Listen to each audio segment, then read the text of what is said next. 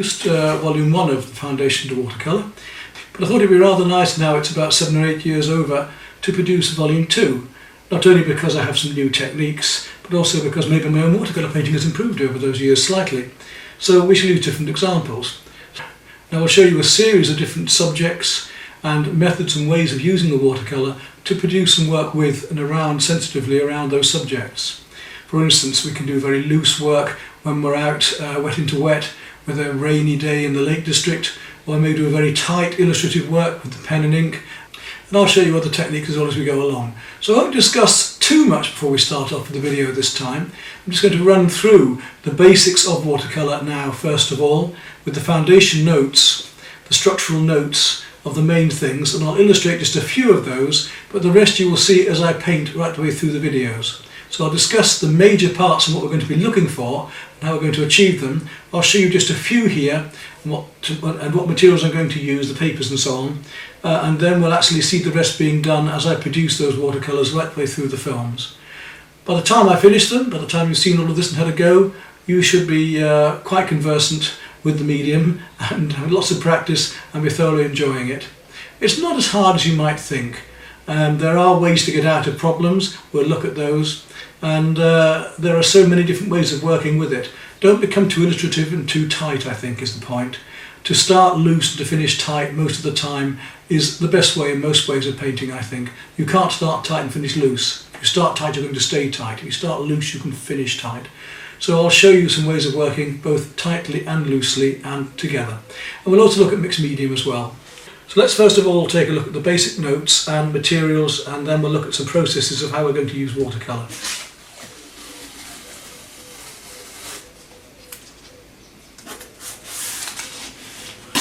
Now, all I've done for the paper that I'm going to use just to demonstrate with is taped it down with ordinary masking tape, low tack masking tape.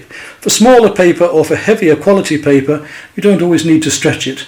For lighter papers, 140 and less, it's wiser to stretch them, yes. In this case though, I've just taped it down to a board with some masking tape. Do go all the way around, don't just tape it at the corners. I'll show you how to stretch paper later using brown gum tape. Now let's look at the paints we're actually going to use. Here's a full pan set. It's full pan because the blocks are that large. And here's some of the liquid paints. I've got the tubes here. I tend to buy the slightly larger quality tubes, these ones, because there's always a little bit less by buying in bulk, and I tend to use so much anyway. That's the standard tube. And make sure that you buy artist watercolour only. That's the most important clue I can give you. With oil paints and acrylics you can often get away with student's quality, but you cannot with watercolour. You must use the artist quality. Now these paints in the tubes which I put into here have dried, as you can see. If I wet them, then they will soften down almost immediately, so you need to soften them slightly beforehand. So I would start to drop water into these to start to use them before I start painting. They're exactly the same things that are in the pans. Half pan sets are simply half that size of blocks, that's all. Very, very handy, these little sets of colours. Now the amount of colours that I have, I'll show you during the film the sheets of colours that I tend to keep in stock, and with these colours I can do absolutely everything I want. You can work with just a few colours and do quite a lot as well. If we just kept with the very basic colours, as I will discuss later with a limited palette, you can paint perfectly well, but it's nice to have this full series.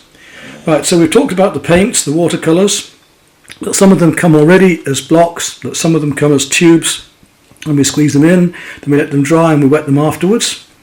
I keep all of my spare paints in a little box like this with a few spare sponges and so on. We'll go into more detail with brushes as we work along the painting. Here we have some Hake brushes, flat nylons, some sables, brushes of all shapes and sizes, round, serrated, all sorts of things, and I'm going to go into detail and show you just what those can do in a moment, so I can show you how to get special effects with these.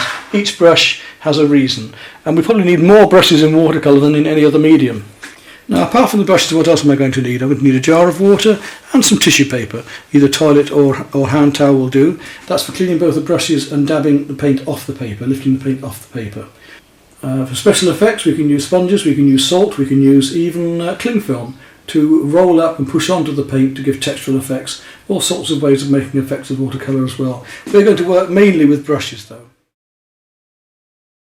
Now with watercolour painting, because of the transparency of watercolour, we cannot cover dark paint with lighter paint. Therefore the general principle in watercolour painting is to build the picture up working from light to dark. This process of building up is known as laying washes. The number of washes we can successfully lay down depends upon how transparent a pigment is. Some paints are more transparent than others. As an example of this, aureolin yellow is more transparent than lemon yellow. Raw sienna is more transparent than yellow ochre. And we'll show an example of this now. Let's just take a look at some aureolin yellow. Now in the palette the aureolin yellow looks darker. That's the lemon yellow, that's the aureolin. But when we actually put it onto the paper, you'll see there's quite a difference in transparency. So I'm going to take a little bit of the aureolin yellow now, just a touch of it, and look at that beautiful colour that we get there. Now a graduated wash would be to make that go from stronger to lighter, so I'm going to add some water here and just blend that down and through. Now if I use the lemon yellow, it's a lot more opaque and slightly stronger, it's not as transparent. We wouldn't really notice that too much until we actually want to lay it over something else. So let's just do that. I'm going to put a little bit now of red on, some crimson here, and we'll let that crimson dry off. Then I'm going to come back and paint a little bit of both of those reds on there so that you can see how one is more transparent than the other. Right, this paint is now dry, so I'm going to take the same two colours. I'm going to start with the aureolin, take a little bit of that, here's the aureolin, and just paint that across here. And look, that gives me an orange. It's very, very fine and very transparent. Just flicking it across there gives me an orange. Now if I then take the lemon yellow and do the same thing, it almost paints across. You can see the opaqueness. You can't see through the yellow as much. It's actually painting across the top of, opaquely across the top of that red. Now this is where we start to use the white paper, because we don't use white paint in watercolour unless we're going to paint some highlights back in, say with acrylic or gouache later. We use the white paper to make something lighter. Now this means that if I want to make a lighter colour, we don't use white paint, we use the white of the paper. If I want a pink, then I'm going to use the paint much more thinly. So for instance, here I have some rose. If I use it a bit stronger, you can see just how dark we can go. Now if I use that rose very thinly, graduate it down, I'll get a pink. I can lift the paint out as well. By taking the brush and sucking it out, I can actually lift the paint away, look, and make it even finer. So we can put paint on and we can lift it away using either a tissue, a sponge, or a brush, which is a little drier. Now this is called a graduated wash. This is where we graduate from one colour down through, from one tone down through to a lighter tone until it just disappears. And the purpose of that is that we can go from darks to lights. Then there's a variegated wash where we might start from a colour, we might start from one colour and work into another. So now I'll start to work my pink into that ultramarine blue as it comes down and work right through into the pink. That's a variegated wash. So here's a graduated, there's a variegated. And that's a wash. What I did when I put the yellow over here was a wash over an already existing dry wash. And that second wash is then called a glaze. In other words, if I put one colour over another and it's transparent, the colour underneath will show through, won't it? So for instance, if I take some blue out of here and add it across my yellow, transparently, I should get a green colour, which is what I get there, look. It goes from the blue as it's stronger, and as the paint gets thinner and lets the yellow show through underneath, it shows it as a green. So we can either mix the colours together. If I put blue and yellow together, I'm going to get a green. And if I put one over the other, I get a transparent mixture of the two, I get a green. So if I mix the two colours together over here, I take some blue and a little bit of the yellow, I'll get a green. And there we are, there's the green, which is quite different to the green that we had by mixing above. So by mixing colours we get a quite different effect to putting a glaze over a wash or a glaze over a glaze. The more times we glaze the same colour, the darker it becomes each time. So what I'm going to do is just paint that a little bit more solid now. Make it into a square. We'll let that dry off. Then I'm going to put exactly the same colour over the top and you'll see it go down a tone darker. So we can work up our tones not only by putting heavier paint in or more pigment in, but also by putting one colour over another. Right, that colour's just had time to dry, so if I now take the identical mixture and place that over the top, then it will go one tone down, you see, one tone darker, you can see that. Watercolour always dries a little lighter than when you put it down, so don't make your paintings too pale when you start off unless you want a very, very delicate painting. Okay, the next thing is painting wet into wet. Now, we are working dark against light, not light against dark. We're working our darks on and gradually working darker and darker and darker until we get as dark as we want. Let's start to use some of these shapes to actually show you how that light works against dark. I'm going to make a very, very deep blue-green now and leave some of these light colours I've already made behind as if they're flowers. And then I'm going to work into those wet into wet. We can work wet next to wet to let things spread into each other. We can blend an edge in to soften it, and we can work wet into wet. Now to blend an edge, let's just take these edges here, take some clean water and just water down those edges, and then by manipulating, by gently using the brush to wash into it, we can blend that whole block of colours together, gently look, and this is blending the edges. And the same way as if I want to take out a colour I can as well.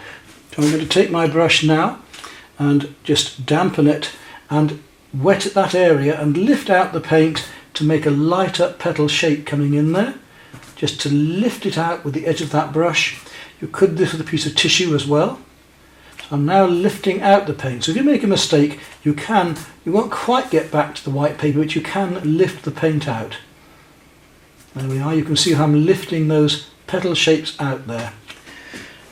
Now let's make this dark colour of paint. I'm going to put some ultramarine blue with some yellow ochre and make a very deep greeny brown. There we go. And I'm going to paint that on that wet area and see what happens. Let's see what happens when I paint on the wet. Now look how that's spreading out, you see. We're getting a lovely furry effect there. And I'm going to let that blend out. Now when I paint wet into wet, we get this furry effect. If I paint wet onto dry, we'll get a hard edge. So that's dry there. So if I come across that, look at the lovely hard edges we get there for the petal shapes. So here I've got wet into wet and soft edges, and then where it's dry and I come in, we get a hard edge.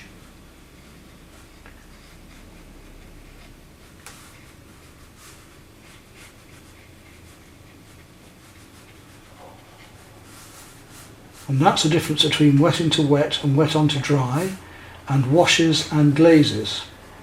I can gradually build up these flower petal shapes.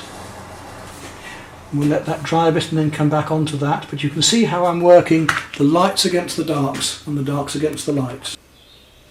Right, so we've seen how to use the washes, the glazes, the wet next to the wet into the wet. Let's go a bit darker still. This is all dried off now. I'm going to take an even darker colour still. I'm going to take some Prussian blue and add into that, and we'll go over it yet again, and you can see how we can make things come out darker still and really start to paint into these areas and start to make some shadows appear as if we've got second petals, light against darks coming in.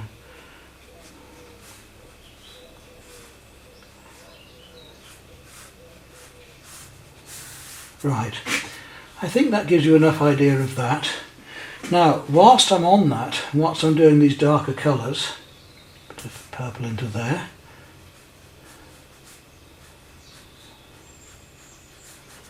let's use some of the transparent colour again. We'll take some aureolin yellow and just come over there a fraction, just give more orangey colour there. Now I want a much stronger opaque colour in there. I'm going to take some chrome and fairly thickly and just drop that in, yellow into here, and you see that's an opaque colour over the top to get the effect of the daisy going on here. So I wanted to paint white daisies with the yellow inside. So then I'd take my darker colour and I would paint around the outside of the daisy petals. So we'll paint all these daisy petals in here, right up into there. And we'll turn this experiment to show you just into a wee painting anyway. Now I'm going to paint up and around those light areas, and I'm going to drop some colour into that in a minute to show you about this wet into wet. We'll make a little flower scene for you just using the experimental effects. Now we're getting what's called lost and found edges here, where it's darker and it's sharp edged and then it goes softer edged, and that is the lost and the found edges. The hard edge is a found one and a lost one is where it disappears into itself. There's a dark inless coming around here. I'm going to use the paint much thinner as a glaze and just put a little bit of that thin glaze into those petals over there. Now let's take that very strong yellow. We'll take the lighter aureolin yellow first and drop that into the middle. We'll take some of the very strong yellow and drop that into there, even with a little touch of red, to give the effect of wet into wet as it spreads out into the centre there, to give the effect of our daisy.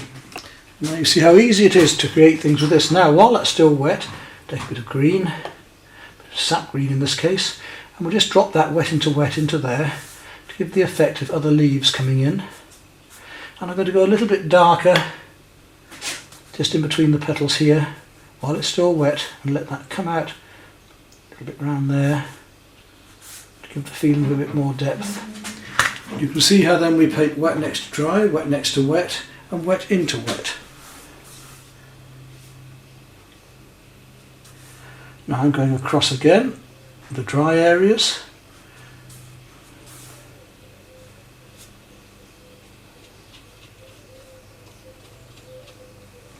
And simply the shape of the brush there will give me leaf and petal shapes, won't it? So we've seen using a round brush, and you see when I use that round brush, I didn't just use it as a pointed brush, I've made it into a blade so that it's thinner that way than that way. Now this way, if I just use it straight as a pointed brush and repeat it, I get petal shapes. To get lighter petals I'd have to paint around those areas as I did there. So I can bring these petal shapes out as if they're leaving white ones in between, and some of them are dark. If I make the brush into a flat again, like a blade, there's the blade, there's the flat. This way I get a flat, but this way I can paint very fine lines. So I can start to paint in details of the fine lines. So even with a finer brush, I can make it into a blade and make much finer lines, or start to paint stamens, as I can here. You see the textures we start to get then, the flowers. So now we've got all of those techniques working together, and we've talked about transparent and opaque paints. And we've got the basics of watercolour, the light against the darks and the darks against the light, the lost and the found edges. As this dries off, I'll be able to come in here and make darker and more detailed patterns into it. Let's take a bit more of that dark here while it's still wet and just drop it in there and let it just spread out. We might show a little bit of yellow in between there, as if we've got some daisy centres just showing in there. Right, now to our next stage.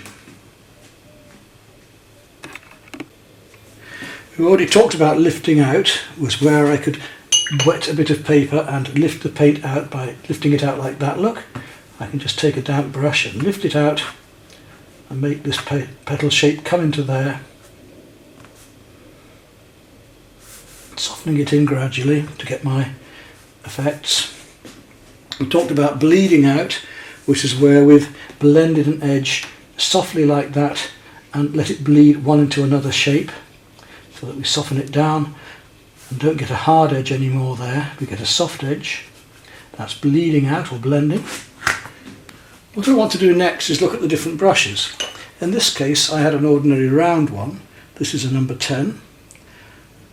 Expensive sable brushes are very nice, but the modern synthetic blends are almost as good these days, and far cheaper of course. So that was a round brush. Now let's look at a mop. This is an oval mop, so it's thinner that way than that, and when it's wet it's a beautiful brush for making a wash or a glaze. Here I'm going to just put in a very light wash of aureolin yellow straight away. a bit of sunshine to this. Yeah, and then into that I'll drop some cerulean blue, which will give me a nice green. So a mop for doing big areas of wash like that, quite handy. Not only the mop, but these mops are very handy because they can be used flat for doing large areas of wash like that, or they can be used for doing finer things by using the tip of the brush edge on like that. So you see the effects we can start to get. Now another very good brush for doing big washes and large areas is the hake. Put that mop back again there, and here's a small hake, 1-inch hake, and this again is another lovely brush for doing washes. Let's put a slightly yellow-green wash in here, down below, using the hake. And one of the beauties of the hake is that when it's dry, the ends will split up and we can use it for more texture. Now the paper is also important. We've looked at papers already and we've seen what happens with rough, smooth and knot papers. This is a knot, and when I get the brush slightly drier, I'm able to drag the brush over the surface, which gives me a rough texture just using the surface of the paper like that there. And that's great for snow or texture or letting light sparkle through. We'll do it with a bit of darker colour so you can see it a bit more clearly. Got to be done on dry paper, you can't do that on wet paper. Now what you also see now is the hairs of the brush are splitting up. I'm deliberately going to make those hairs split up, and we'll start to use this as grass texture or tree texture because we've split the hairs up. I have a brush that is very useful for that, that's already pre-made into those, but doesn't give such a fine edge, and that brush is this serrated one. You can see the serrated edge there, and this is great for twigs and branches as well. Take a little bit of raw sienna, take a little bit of burnt sienna now, and just cool it a fraction, and we'll use that one to make some sticks and twigs. So now you see the different textures we can get using two different brushes. That was the hake brush, but slightly drier, and now the serrated brush. Dry that one off. If I want very fine lines, I'm going to want a very fine brush, and the brush for that is called a rigger. It's called a rigger because it was originally used for painting rigging on sailing ships. Here we are then, here's a rigger with a nice long brush to it, and that rigger will enable us to paint long thin lines. So if I wanted to put in the stems of the flowers here, and if I turn it into a blade by flattening it out, I can paint even thinner lines, look, just by very, very lightly painting on. So that's a rigger for painting our long thin lines. You can use a round brush, but it's actually easier to use a rigger for the long thin lines. Gone from the rigger, and that was a medium soft brush. Then what you might want to try out is the brushes we've used so far are fairly soft, and a soft brush pushes the paint into the paper. But if you want to go across the surface of the paper, then you want a drier or stiffer brush. So we're going to now take a flat, that's this one, which is a slightly stiffer brush, still gentle but it's slightly stiffer. We'll take some of that paint just on the edge of it, and we'll just drag that across, and look how we get a dry brush effect with that one. Because it's stiffer, it'll go across the surface of the paper better, and we can get the dry brush effect of the texture and surface of the paper. So again, a quite different texture again. Equally, it's very useful if I want to paint reflections, and I'm doing a street scene, because with more water on it I can paint in these verticals and horizontals. And if I'm painting something square like bricks or something, then, or windows, then obviously a small square brush is ideal. For instance, if I take this little brush here and I want to put some windows in the background of a house, then I can just put those little windows in, 1, 2, 3, 4, 5, 6, like that, 9. I can go along, so a square brush for a square job, and a round brush for a round job, and so on. There are other special effects and textural brushes too. That was a flat brush with a square end, There are the swords, which are a lovely brush as well. That's a sword, and you get different consistencies of these. This is a medium softness, and again it's quite useful for either painting fine lines like that, or the other way around if you wish. But the other thing that they're beautiful for, I have found, is painting figures. Because you've got so much control with a sword brush, you can come down and twist the blade. So here, if I want to get a certain effect, let's have a guy behind with a pair of trousers, then I can whip in those trousers. I can use the tip of the brush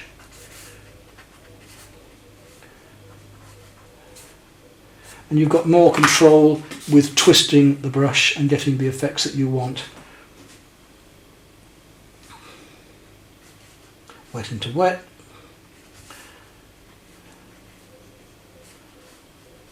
And we've got a figure in the background. Easy as that. So that's a sword brush, which has the beauty of being able to twist it and turn it. Then there's a fan brush, which is very useful for painting trees. So here's a fan brush, and again you can imagine that one being split out more, and if we wanted to paint wintertime trees, say, let's take a little bit of the burnt sienna again, then we can use that to paint these ends of these branches in the background, little strokes, curls. Fan brushes were originally used in oil painting for blending clouds and blending colours. Right, so there's my ends of the branches. Now if I go back to a small sword, I take the same brown colour, I can then link those branches up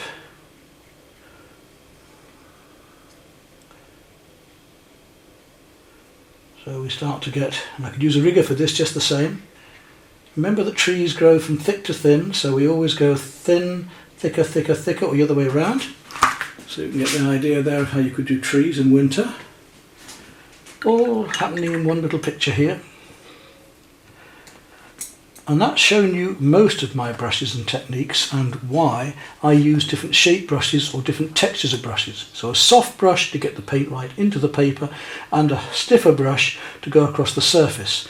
Broken brush edge to get the drier textures, pointed brush for pointed mark, round brush for round mark. And there's one last brush I haven't shown you here, and that's these. And look at the difference between these two. This one has a lovely pointed edge, and this one you couldn't get a pointed edge if you tried. It's more like badger hair. And that is very useful for making moss effects and so on. Let's just do a bit of that. Because it's so stipply, we can make lovely textural effects. Like that, almost like a sponge, but finer. So that brush with its stipply ends is very useful for very fine moss work and textures or stone. And going away from brushes, other things that print are also very useful in our arsenal, aren't they? So if I take a bit of sponge, for instance, like this, then I can take some paint on that sponge, and just as equally I can make those sorts of textures depending on the texture of the sponge with the sponge as well. Okay, then just a few last tips. When you're painting, start with your big brushes and normally work down to your smaller ones. So I would start with my big oval mops, doing the larger areas, and I would gradually work my way down to my very smallest brushes at the end. Always use the best materials, decent papers, decent paints. Leave your whites behind, work from lights to dark, work from large to small. Mix enough paint when you start. There's nothing worse than doing a large wash and running out partway through and needing more. Mix the right colour and tone, of course, to begin with, so make sure you're comparing one colour to another. Allow the fact that the paint dries lighter. You see how much lighter this is dried and how much darker I can still go into this. So I can still go over this and go much darker still, right over the whole thing. Nothing to stop me. Cool in the background, warm in the foreground, so I can paint warmer colours here in the foreground now if I want to. I can go much stronger with the greens. You can see how much stronger I could go yet, working up from my lightest to my darkest. Keep the paint wet if you need it, wet into wet. You can even use a little sprayer for that, a little atomizer even for the ladies, if you know what that is. You don't want to use white paint until the very end unless you have to.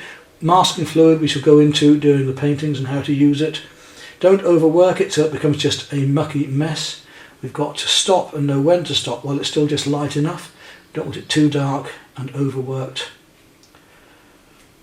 So we're playing light against darks and dark against lights, rough against smooth, warm against cool. And be careful about working into semi-dry paint. If the paint is just semi-dry, it can cause what's called a cauliflower, which is not a very nice effect. Anyway, there's your basics. Now let's move on to actually doing all these various paintings using these basic techniques. Here you see the jar of Pabio drawing gum and a bottle of acrylic medium. I'm going to show the drawing gum in a lot of use, in detail, in many of the watercolours here. The acrylic medium is useful if you want to do a glaze that won't lift at all. You can add a small amount to your glaze or water and it will make it permanent. Sea sponges, go to an ordinary nice seaside shop and the chances are if they sell sponges and seashells, they'll have a little pack of mixed sea sponges. Much cheaper that way than buying them from the art shop. And one of the original papers ever made here, the papyrus. We're going to start looking at the different papers now, materials that you can paint upon. Watercolour paper is a very special paper. It isn't just an ordinary thin cartridge drawing paper. Here I show a selection of handmade Tibetan papers. They'd be very difficult to paint on with watercolour because they're very absorbent, like blotting paper. Again, this is why watercolour paper is special. Watercolour paper is made with a glue size that gives you a definite surface. And here we see them. They come in three different surfaces: knot, which is in between and is neither rough nor smooth, hot press, which is smooth, and rough, which is the roughest of all. We'll deal with those in the video. You can also use watercolour pencils and use them just like coloured pencils and then blend them with the water afterwards, or use them for fine details.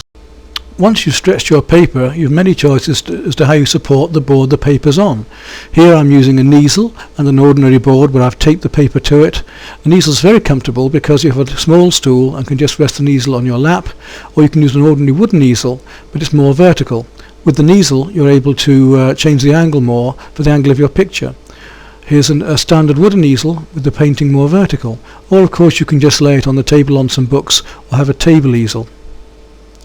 In this case you can see me resting just on my knees, but it's important to be relaxed and comfortable, as you can see here, although there are many situations you work in where that won't be so. As long as you're enjoying the painting, what does it matter?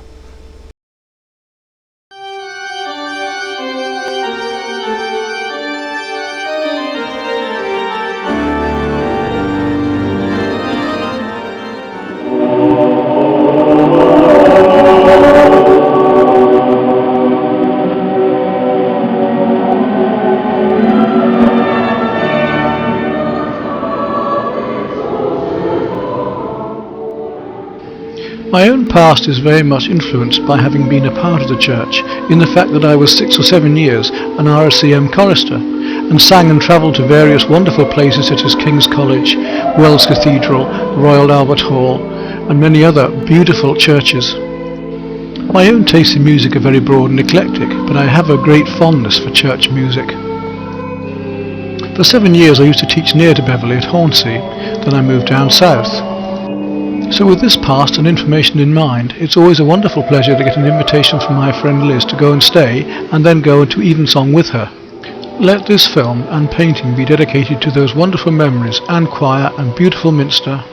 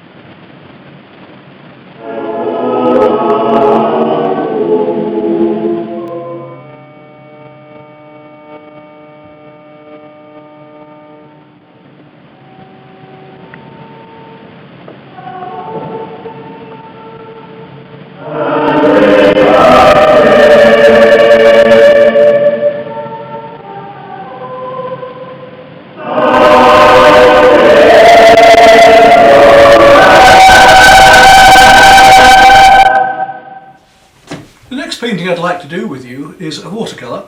I haven't done watercolour for a little while now, so it'll be rather fun to do one. This will be more traditional watercolour using washes and glazes and gradually building up, but I hope to leave a slight vignette around the outside to make it slightly looser there. It's going to be a very complicated one. The drawing has to be pretty good to start with.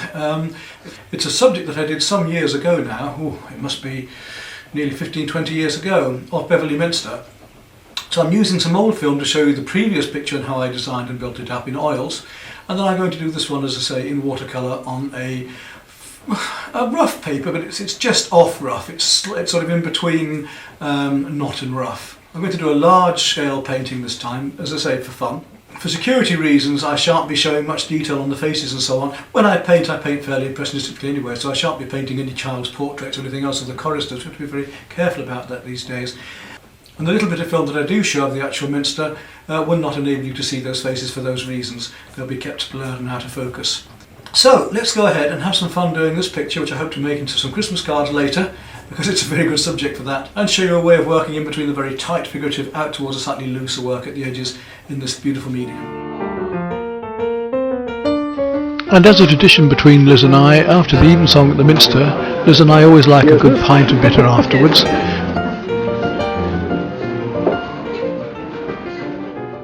And now to explain the previous painting that I did in oils of the Minster interior. It's quite a complicated drawing and requires some juggling with perspective.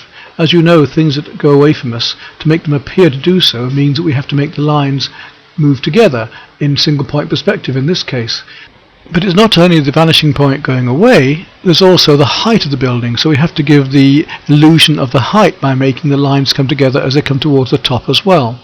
Then we have to consider the arches as they regress towards the back, and also the tiling, which is very, very useful. If you look down on squares, they look square, but as they go away from you, they'll become narrower, and you have this perspective like railway lines or tram lines. The tiles in Beverley are not just squares, but also geometric shapes, which give an illusion of form, turning the two-dimensional shapes into three-dimensional surfaces, almost making the floor appear to come up into different blocks. Here's my basic structural design to give that feeling of space, height and depth before you see the final piece.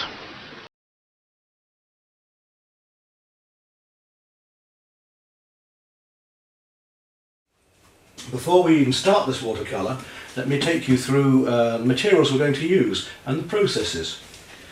This is the paper now. It's been stretched overnight. It wants drying slightly more. I've used brown tape to do so.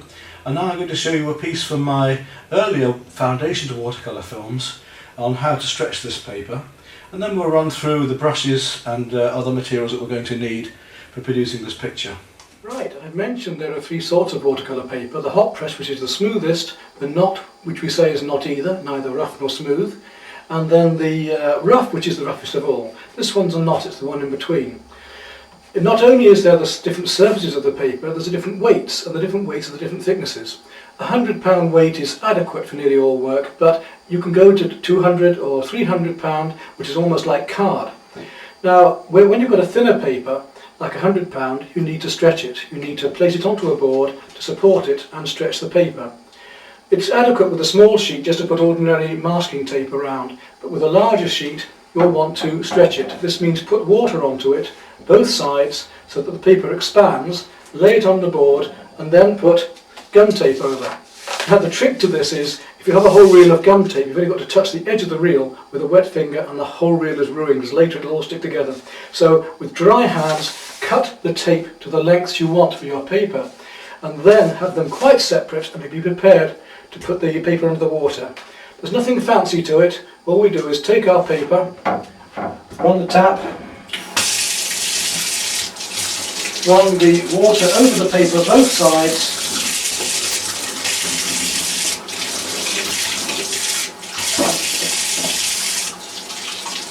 as quick as that, no messing about, ever so easy to do. You can use the shower if you want. And that's it. Don't spend any more time on it. Now there is a right and a wrong side to the paper. If you have a whole sheet of watercolour paper and you hold it up, you'll see the mark. It might be Bockingford or Waterford. If you can read the mark the right way around, that is the right way up for the paper. It's a nice surface of the paper and you want to get the right side because the other side isn't quite as pleasant. you can usually recognise the surface with a little bit of experience. Place the paper down onto the board, it will start to cockle fairly quickly. Don't worry about that at all, that's what it's meant to do. Then run your paper under the tap, your gum tape under the tap, and slap it straight onto the board. Don't mess about. No need to do anything else but this, just so simple. Straight half and half, just over the edge of the paper. Smooth it down. There. So it really is quite a simple thing to do. Now you don't need to do this in most cases, just ordinary masking tape on your paper will normally hold it down quite adequately. It saves a lot of hassle later if it's a paper all over the place. But if you're using a larger sheet and you want a really smooth surface, then this is the thing to do. And why? Because when you paint onto watercolour paper, the amount of wetness will cockle the watercolour paper. It will start to go all wavy and bubbly. And if you want to avoid that, then this is the way to do it, because when this is dry, it'll be as tight as a drum. And when you paint onto it, even if it cockles slightly, it will then stretch out again afterwards. Don't make the mistake, as some amateurs do, of taping it and when it's dry cutting it off. It hasn't changed the paper and it's still going to cockle just the same. You have to leave it on the board when it's dry to paint on, and you only cut it off when you've finished completely, okay? One other thing is, don't be tempted to dry it too quickly. Don't put it in front of a fan heater or a fire, because it can dry so fast and so much that it will actually tear across the middle when it contracts. Just let it dry gently overnight or for a few hours and you'll soon be able to paint on it. Now there are two ways to keep watercolours. One is in a pan set, in other words the same liquid paints as are in these tubes but already in little pans or in little boxes and squares, and they're already dried out and just need a little bit of water. Or the way that I use them is to buy the tubes, and I think these larger tubes are far better because you get more value for money. In this case it's a Society of All Artists tube, reasonably priced paints, but what you will notice is on it says artist watercolour, and that is the most important thing, that we do not, in watercolour painting, we do not use cheaper paints. You have to use the artist quality, that's absolutely vital. With any other paint you might get away with it, with acrylics, with oils, but with watercolour it's vital to use only artist quality. Now once they're squeezed onto a palette and dried out, they're the same as the ones in the pans. So all I have to do to get these working again is simply to put a little bit of water on to soften them, and I'm working away. Here I've got some raw sienna, and I'm going to use mainly for this painting just 4 colours, and that's going to be the raw sienna, burnt sienna, indigo and ultramarine, and I can use those as my base colours for almost the whole of this painting of Beverley Minster. Although I will be using a larger palette and I will be tinting in with other yellows and other warms and cools as well as I go along, but that's my main base palette. For most interiors of churches or so on, that would do me. It's a limited palette and we can get nearly all the colours we want out of that, but I will show you some other colours. So there's my base box of colours. I tend to buy the bigger tubes here. These are 40 millilitres because they go further and there's cheaper buying them that way, but it isn't cheap. But watercolour does last a long time, especially an artist watercolour, an artist quality watercolour. So let's take a look at the other colours I might use.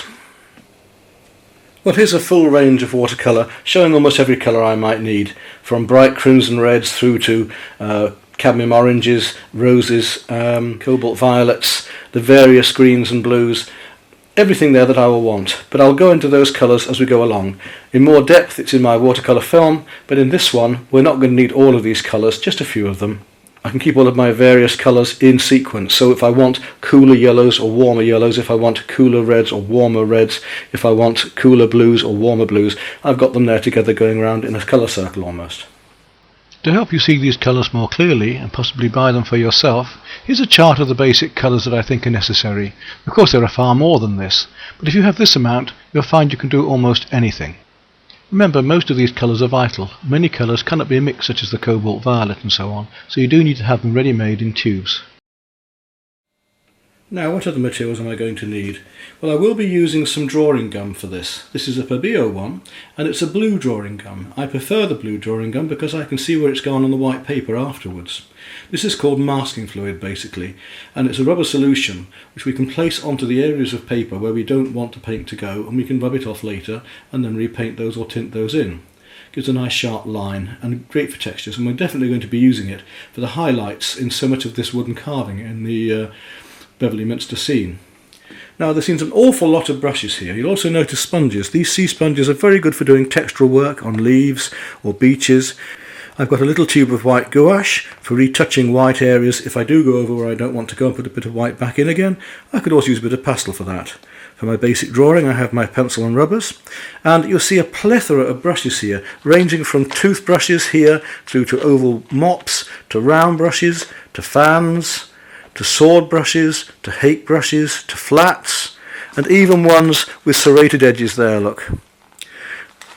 Now all of these brushes are for different purposes, and unlike oil painting where I might only need 5 or 6 brushes, I use mainly filberts and rounds, and the same for acrylics. For watercolours with so many different effects and textures to get, I find that I need a series of brushes. It's not like a fisherman who has 100 floats but only has 2 favourites. Although I might only use 2 brushes, I could get away with just the oval mop and a rigger, this long thin one here, which is to give a very thin line. It used to be for painting rigging on sailing ships. As Rod Ranson got away with a hake brush and a rigger as well. You can paint a painting with just a limited amount of brushes. But it's nice to have all of the brushes there for those various effects if you need them, and for different styles of painting. But the one we're going to do, I'm going to mainly need my oval mop and a few small rounds. We won't need many brushes for this job. I may use a few flats for dry brush work in places as well, but not much. I also have my Profi pens here, the fine line pens for drawing with, of different sizes. And I have in here a piece of stick for using with Indian ink, sharpened at the end, which gives a very nice line as well. And of course I can use brush with Indian ink as well. I have my Chinagraph pencils, very useful. You see they peel back here, you don't have to sharpen them in the field. And they give a waxy dark mark, great for doing snow scenes, dark areas. They will tint with watercolour, and you can paint watercolour over them because they don't move. So a black Chinagraph pencil, very useful. Here I have a clay shaper, which is useful for putting the masking fluid on. I shall be using that because it rubs off very easily off the end. And the toothbrush, which I mentioned earlier here, is very good for splatter work, for flicking watercolour onto a scene such as snow or so on. So there's my selection and why.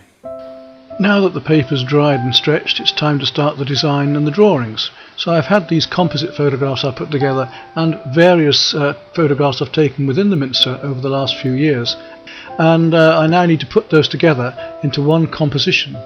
So I can just rest the drawing board on my lap and sit there and gradually work it out bit by bit. Here I'm going to show you how the drawing evolves. This is about 2/3 of the way through now. Careful not to smudge it too much, not to rub the paper surface too much either, otherwise it ruins it for watercolour. I'm using an ordinary B pencil.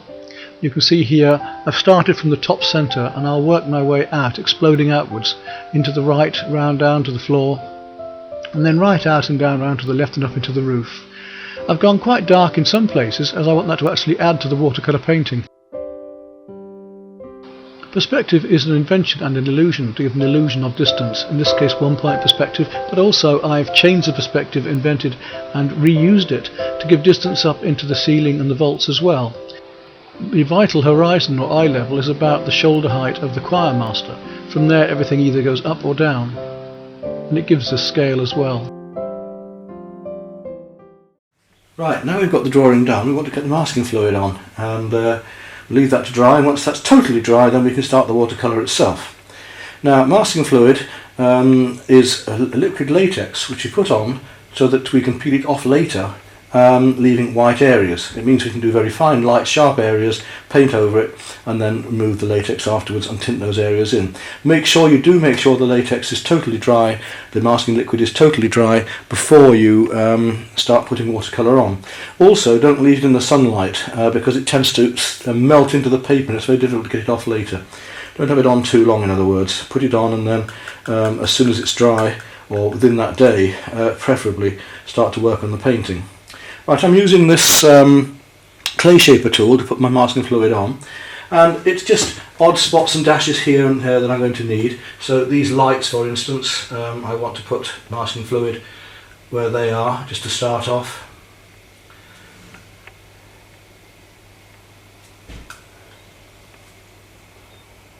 And you can see it's a slightly greyer, a bluer liquid than the paper, so I can see where it's gone afterwards. All we do is put all of that on to these little light areas that we want, just leaving little highlights and so on. On places like these bits of wood carving, we want little highlights left there, sharply just catching the light all the way along, little dots and dashes, quite loosely in this case, because although I'm going to be painting quite tightly in some areas, I'm going to be quite loose on others. We get the highlights of light across the varnish on the woodwork, the polish in the past. Now I'm going to also use the pencil drawing as a part of the actual painting.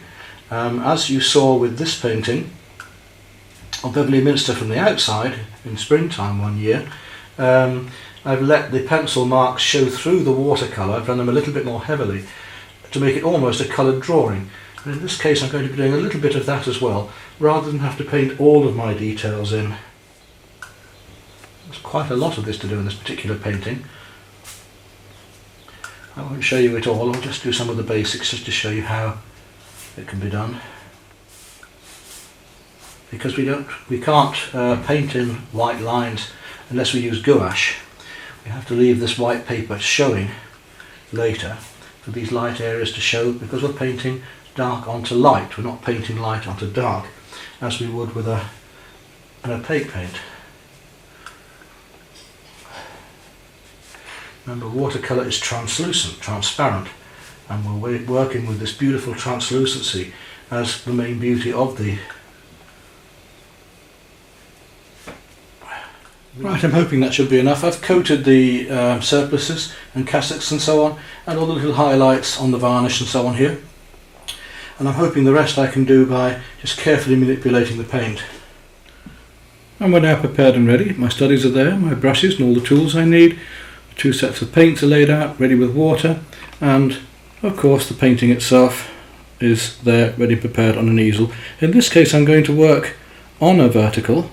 Normally for a landscape I'd work on a flat, but demonstrating the vertical is more useful, and as I'm not doing a lot of wet into wet with this particular painting, then I think that this should be okay. Okay, I'm going to start off this watercolour by doing the organ area here, which I actually deliberately haven't put masking fluid onto, even though it's a very light area. Before I start painting I need to soften my paints up. Now, I'm not going to be using the limited palette at this time, but I'm going to put water in my main palette all the way around the top of these paints, which have had a long time to dry out, because the watercolours, quite handily, will go solid after a while, just like the blocks in pan sets, and you'll be scrubbing at them if you don't put a bit of water on first just to soften them. Leave them about 5 or 10 minutes and they'll be ready, and then all you have to do is tickle them with the brush to bring the paint off. And I'm going to want some of these lighter colours first of all for some of the more detailed areas of the organ and so on, and then I'll be down to my limited palette later. Right, looking at my yellows here, I've got a cool yellow here, which is the lemon yellow, and next to it, which looks darker but in fact it isn't, is the aureolin yellow, which I prefer, which is a much lighter, more transparent yellow than the lemon. Then over here we've got raw sienna, we've got chrome, and we've got, or cadmium yellow would be equal to it, and we've got cadmium orange. I'm going to start off with the aureolin yellow and then work into some of the chrome, and then work up to my warmer colours as I go on. We always start with our lightest colours first and work through to our darkest. So that's the area I'm going to work on. Here are the photographs just to show you what it's like. And I've got my photographs next to me as well here to do this.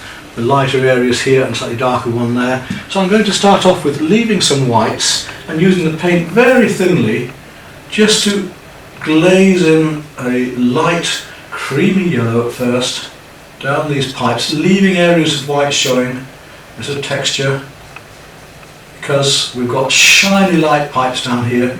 I haven't put masking fluid on, as I say, deliberately. I just want to tint in, and I can paint quite easily down these lines. All the way down here there's little bits of light as well, but we won't overdo that. Nice golden yellow. And we'll get darker colours into that in just a moment. And I've got masking fluid on the bottoms of the pipes here where there's a little bit of white actually gleaming, so I want to go, obviously I need to go across those areas to make sure that that white shows out through the colour later. Same down here, gradually building it up, so they stay actually fairly light. just tickling that paint on. Now I'm going to go down to a slightly darker yellow, the chrome yellow. And you can see next to the lemon, the aureolin yellow, the more lemony yellow, how much richer that is. We'll just start to work some of this warmer yellow down here amongst these pipes. You see the difference straight away. Down the sides, much warmer. Down between those two pipes. Painting quite carefully. Just tip the brush down there. Make sure it's nice and tidy. A little bit down here. And up into the golden areas of this. Little bits of paint. Amongst the lighter yellow. Down here as well. We're going to tickle in some darker lines later with a very fine brush, just to get this feeling of these lovely golden pipes. Almost there now. Remember that we can lift out any time we want, so I can take a clean brush and with the same brush wash it off. But if I feel I've got a bit too much paint on, I can just use the wet brush to lift out, get it into a blade, look, pull it between my fingers, make it into a blade, and I can just lift out any little bits of yellow if I don't want them. Now, I'm going to go down one tone, going down now to my raw sienna.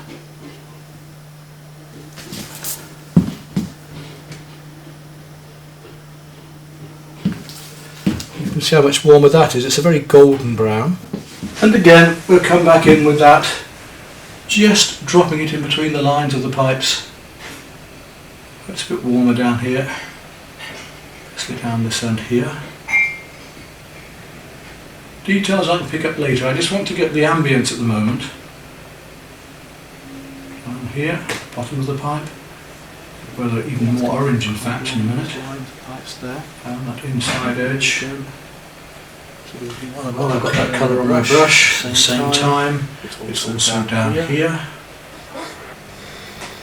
And then I want that to dry off a bit because I'm going to come back in with a very fine brush and start laying in some warmer colours. Take a little touch of burnt sienna now. Now burnt sienna is the same colour but with a little bit more, it's the same thing basically but it's been burnt. So it makes it a bit more brown, a bit more ready. Just start dropping that in down here as well. There we go. So we'll let that dry off and then we're going to come in with a much finer brush and just tickle up some of the details in there. Right, next I want to work on these redder areas just around here, these decorations down the sides of the organ pipes, and then I'm going to put in some of the darker colours in between.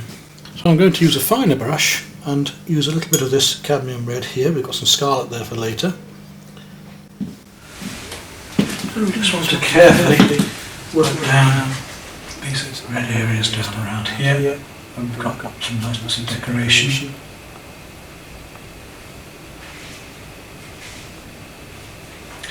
This first work I'm doing obviously is very detailed, and as I go on with the painting, in fact I shan't be working into more detail, I'll be working the other way around. I should be gradually going looser with the painting.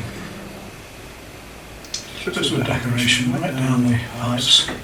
Just indicating it, we're not going to be exact, because when you're back from this you can't see this detail. Now I want to come down to these dark areas, between the pipes and in between on the woodwork, and I've got a choice. I can use either the ultramarine and the burnt sienna, or I've got my indigo as well for very dark. At the moment I don't want to go too dark. I think I'll use my ultramarine. It's already been dampened, so it's fairly strong. And some of the burnt sienna. And that'll give me quite a nice dark, but a warm dark. And I can go either way into that. It gives me, if you like, a grey. It's a lovely colour for using greys. You can make for skies as well, the warmer or the cooler grey by using more of the blue or more of the brown. I want the paint fairly thick for this, not too thin, because it's not a glaze I'm doing, it's actually dark areas. So now we're going to start on some of these detailed areas. Let's just see how dark it is. We'll put it down here at the bottom. There we go.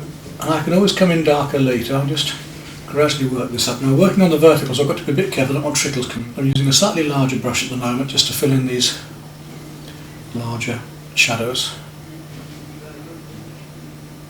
We'll just block these areas in straight. I'll gradually work this out. In a moment I'll work down to my smaller brushes.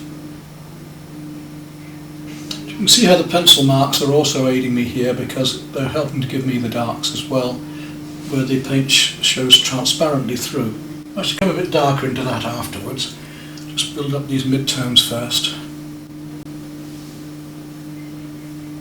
Right, now I need to come down to a slightly smaller brush. Before I do that, I'm just going to take a little bit of pure ultramarine, just a little bit of thin ultramarine, and some of these areas need to be a bit bluer up here. Some blue tint that comes across quite a lot of this woodwork. You have to really look for these colours, remember, all the time. Painting, you've really got to make sure that you're not just plonking things on without looking and thinking. Now to the smaller brush. I'm going to make it a little bit darker now. I'm going to add a touch of the indigo to it. So a touch of indigo in with the burnt sienna as well, to go that bit darker. That will give us just that bit more depth into here. And we really start to look now at slightly finer details on this organ. In between here, between the triangles.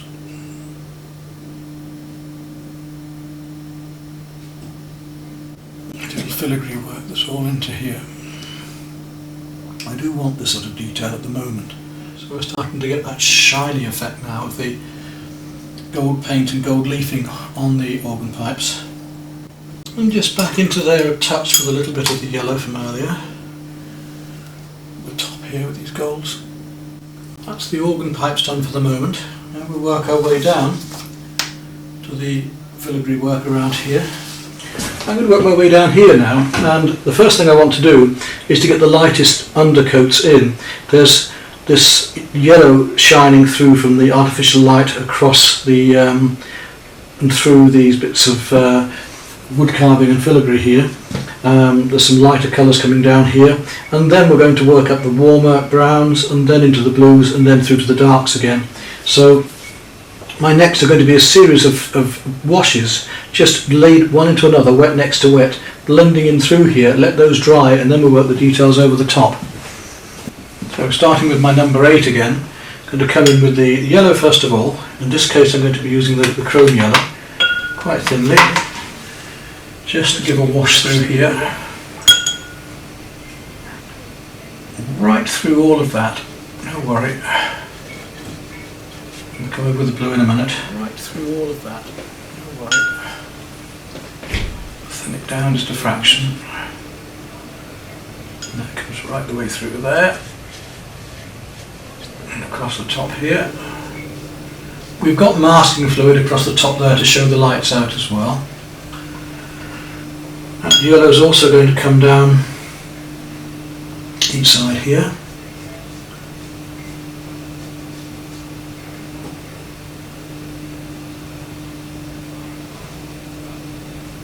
And that's about where it does. The blue is coming across the rest and across here as well. And then I'm going back to my ultramarine again. Thin wash all the way across the rest, linking it in, letting that one colour blend into another slightly hard at the edges there. Ultramarine, very thinly, as a wash, right through the whole of this, right down through to the choir here, letting it just softly blend in a bit, all the way down there. Doesn't matter you come across that bit because I've got masking fluid there anyway. Leave a little bit of paper sparkling here and there. Screw through, we can put it across some of the yellow now here. Right through. It's just through there, little bits of light just showing through. Actually, things are coming together fairly rapidly even now. Now, while it's still wet, I want to drop in more colour there, so I'm going to mix my ultramarine and burnt sienna again. And just start to warm things up a bit here now. drop into there, into those areas, these darks, just let them spread out a bit.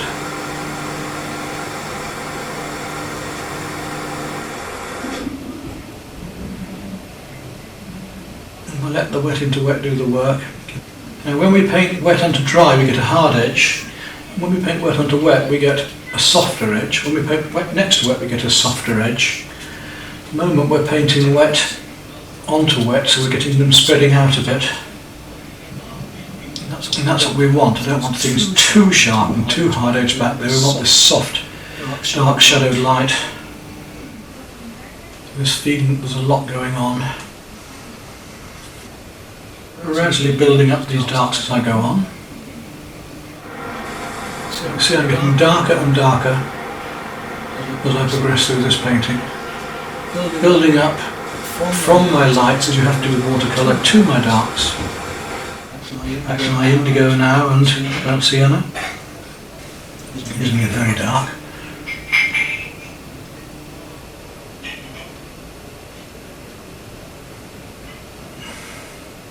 We can build up layer by layer, actually getting darker and darker.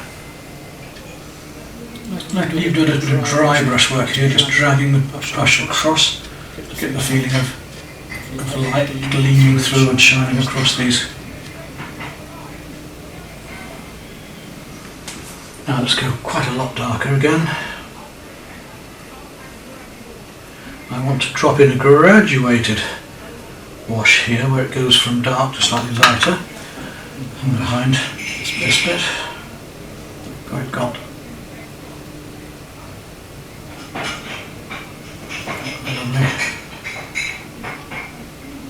let that link round that arch, come down into there.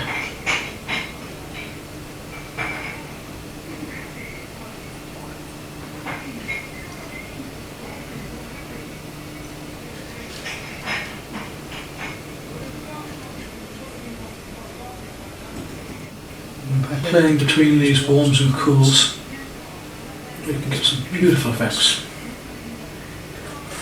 Still gradually working it up darker and darker until we get the feeling of detail that we want. I could go in and put every little filigree in, but we don't want to be doing that. I'm just feeling my way around this. I'll come back in now when that's dry and do a little more there. So that completes that area for the moment as I want it. Now before I come onto these sides, I actually want to come down and paint the whole of this floor. And now I'm moving on to the floor. I'm going to start going back to my more traditional palette here of the raw sienna, the yellow. I shan't be using a lot of lemon yellow or chromes for this now.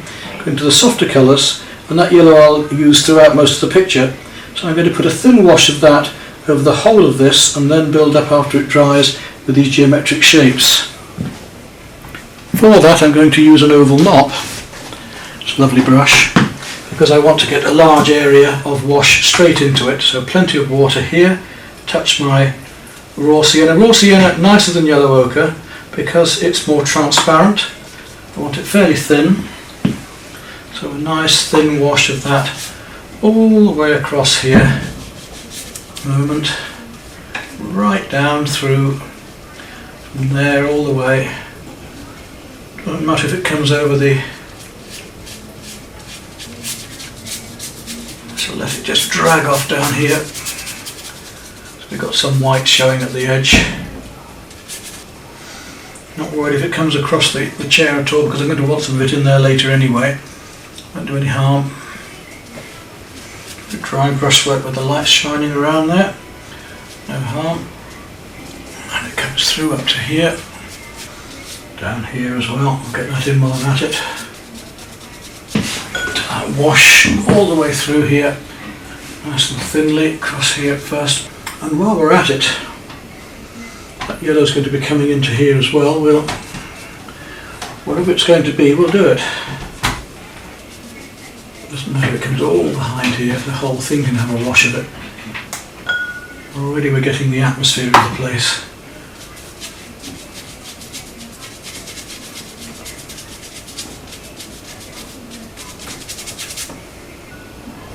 You see, I deliberately haven't gone right to the edges. I've left, as you said, I should say, a vignette around them. Where I want a little bit stronger in colour, I can drop that in while it's still wet now. Down through here and so on.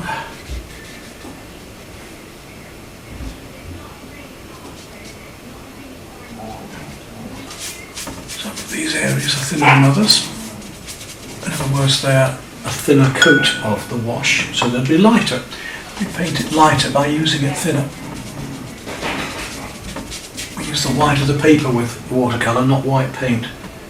I'm going to stand up now and work standing up because I need to do these lovely big strokes into here to try and get these colours right, wet into wet now. I've taken my raw sienna and I want burnt sienna in there. We're going to start making it a lot warmer in places.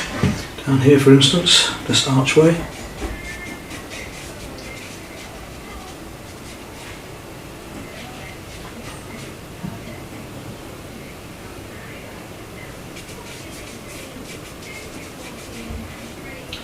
You see, I'm letting that wet into wet do the work. It's going to spread a bit. It's going to be controlled accident down here.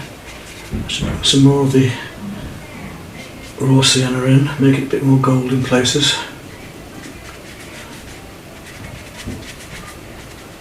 Dry brushwork happening too. So this is raw sienna and burnt sienna at the moment. Just working up my warms and cools. And I do want lovely soft wet into wet effects for the stone. We're covering paper fairly quickly here now, as you can see.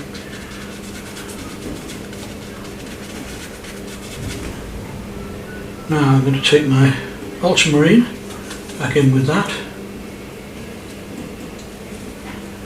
Start to drop that in.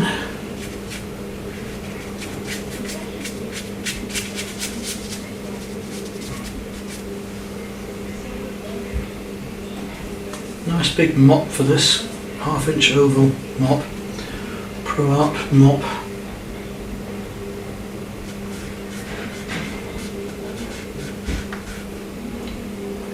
Gradually building up these layers of warms and cools, subtle changes between the blues, the brown.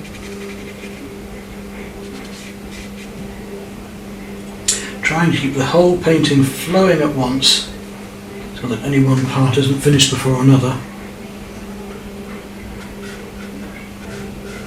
And letting gravity mix the paint.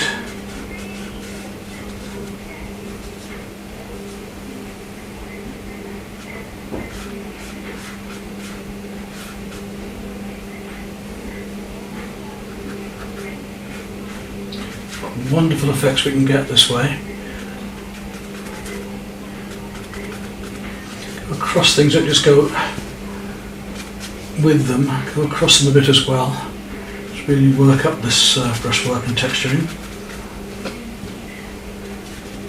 And those reflective colours come into this as well. And then again back to my ultramarine mix. Ultramarine and burnt sienna. Start bringing these cools back in there again. You can use an oval mop edge on as well, you see, which saves you changing backwards and forwards between thick and thin brushes as well. It's quite handy. I'm going to go a lot darker yet, but just bit by bit.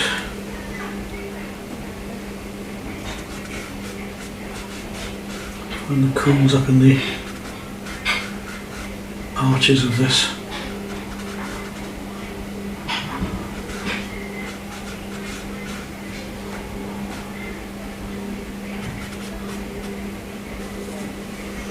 Really get these cools and warms working for us back there.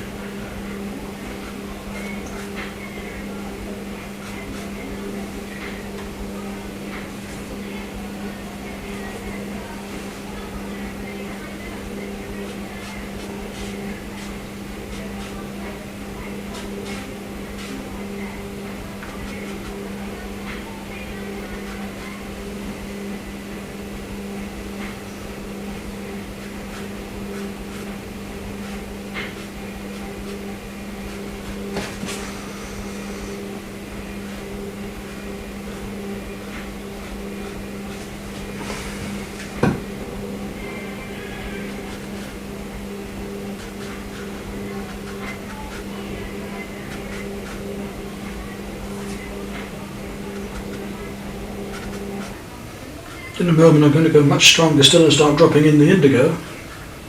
So we really do get some lovely rich darks happening down through here. For the moment we're just building it up, wet into wet. And again, we'll go in again, still with the ultramarine and the sienna, darker still, really start building up into here. And let it come out with the wet, into the wet.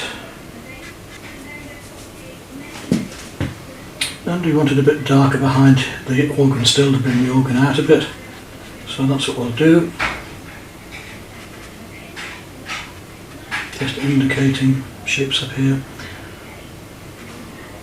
Now, I said I was going to go darker yet, I'm now going to start using the indigo to really get some darks into this bit. Really push these blacks. Well, you see, we're not using black. I mean, I don't use black in watercolour or in my oils or anything else. I'm an impressionist, so I like to work with colour. I very, very seldom use black. It's always a mixture of very deep blues or browns and warms. But hardly ever black.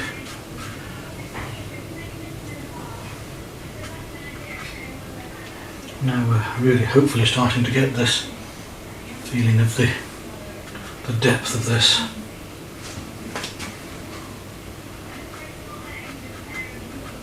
We should paint these darks with these little tips across later as well. Same across here, we need to work up our real darks. Not that I haven't started already, but let's do a bit more dry brushwork over here. We'll use this lovely rough paper we've got now, try and get some more of that texture going.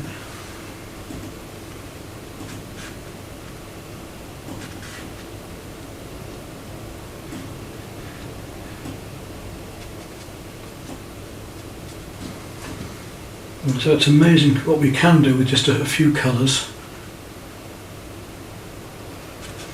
I don't want to lose this lovely feel of watercolour, so I am working quite loosely and letting this wet into wet spread to give myself atmosphere and gradually build it up.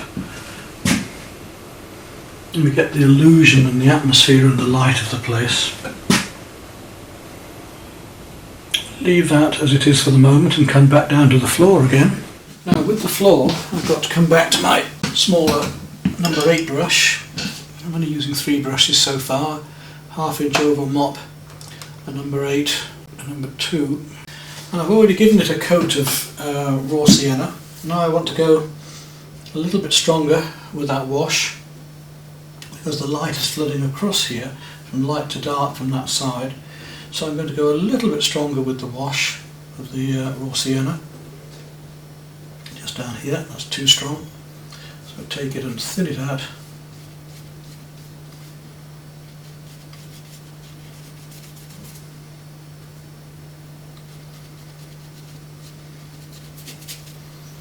And then take clean water and blend it across and in.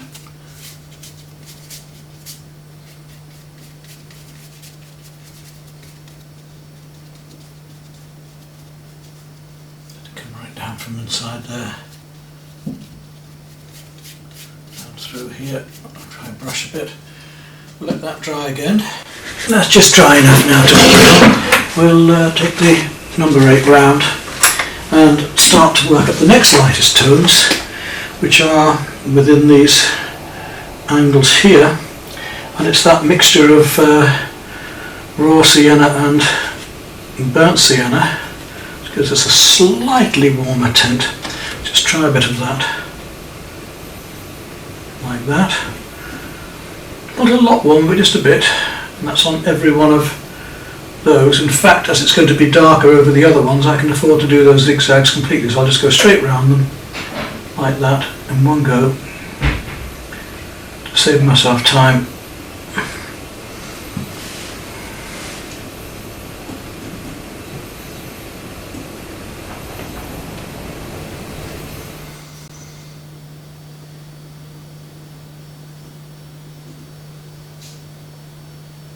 And it's a bit like using a round brush for a square hole. You know, I'm using the right size brush here for the right size hole, hopefully.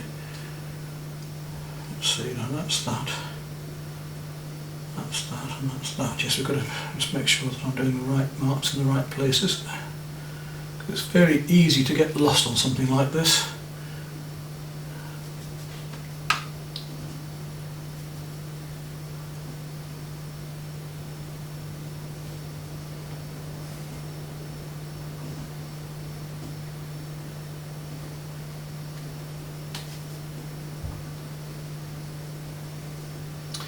Be a bit looser as I come down here.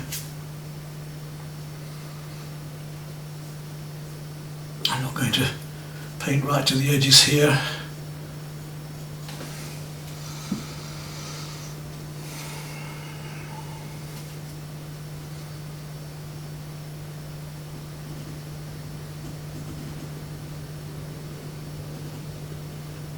And all the way around here.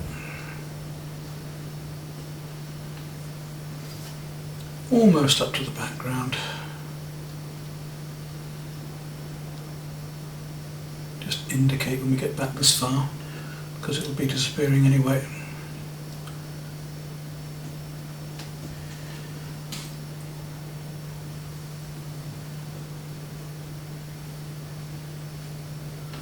Those colours are going to come underneath there a bit.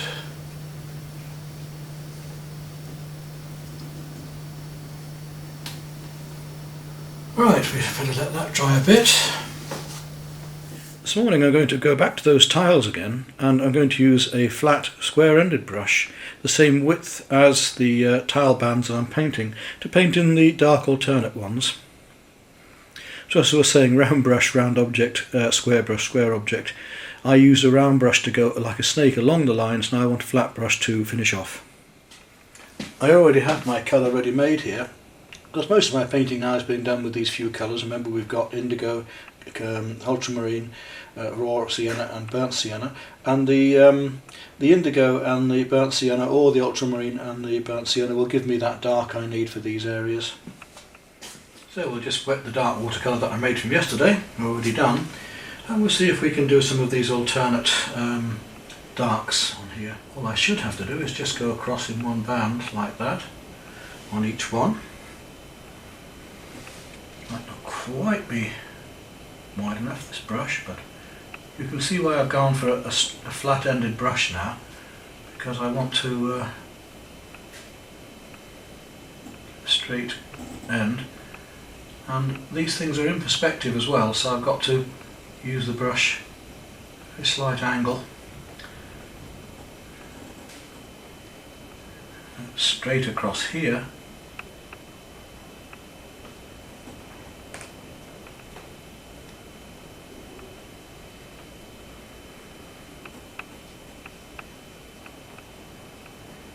An angle when it comes from there, so it takes a little bit more care in painting.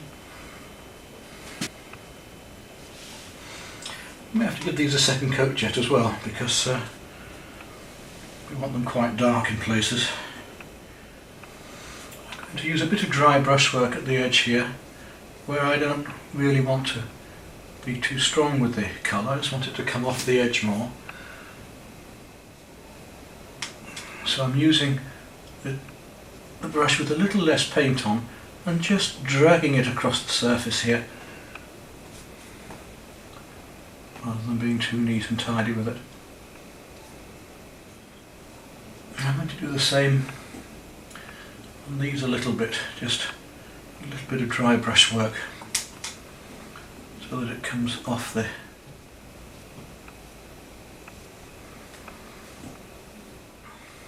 and actually it happens the other way around a bit as well. There's a little bit of dry brush that comes across. The other one's a bit textural. Just drag the brush across those as well. Just getting that tickle of paint on, just to indicate some of them are more dark than others, so we need a bit more paint into some of it. And back here, just indicating a bit of dry brush work just to bring that out.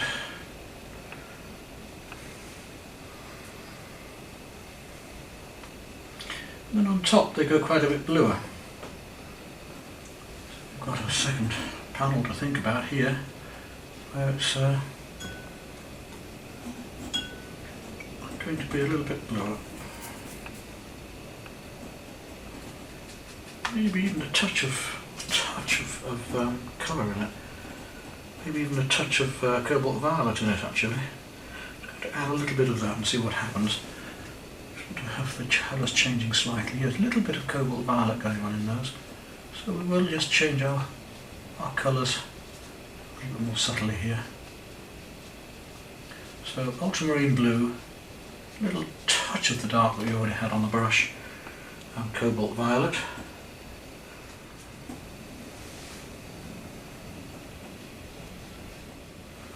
Not painting it on too heavily, just dragging it over the surface. I'm going to add more colour into this in a minute.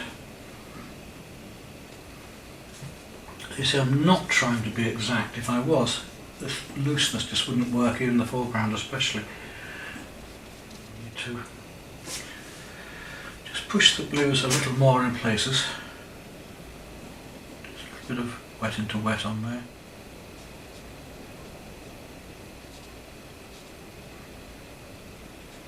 Got various reflections happening down through here as well, so I can afford to let the brush come vertically through it in places.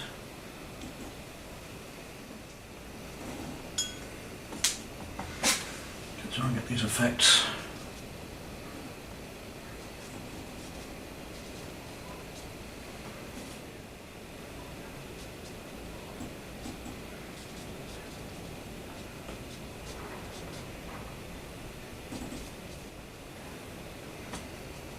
By the use of glazes and sort of marbling texturing going on the edges of some of these to give the effect of more three-dimension. We won't do that, just pick it out in some areas. Now I think I just need to warm up the edges of a few of these a little more, not much because they've already been done. Just take a little yellow, a little raw sienna and burnt sienna, just a tad more of it. A tad's a lovely word, isn't it? And I'll just glaze into there a little more in places.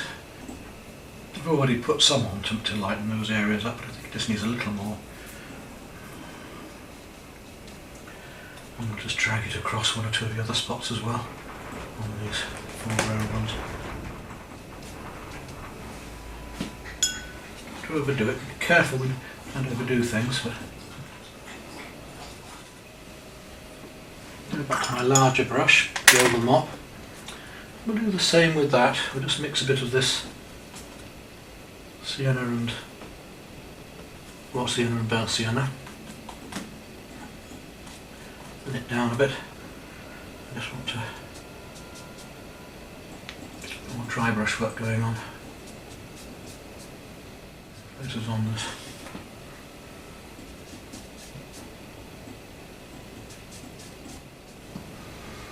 Right, now it's time to work up to the walls and down here in the seats. I think I want to work on the seats first.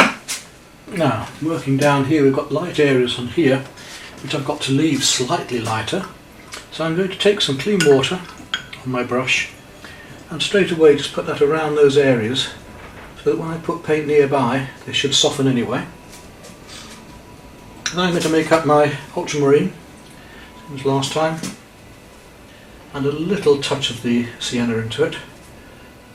Fairly blue, burnt sienna, fairly blue at the moment, and work down to these lights, right around the edges here, just leaving it glowing around the edge.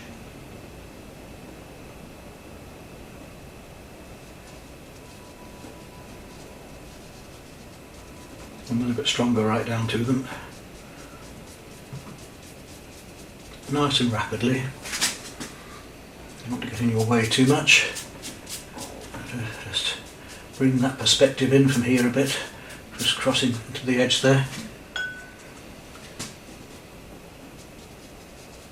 Right round the lights here, down to there.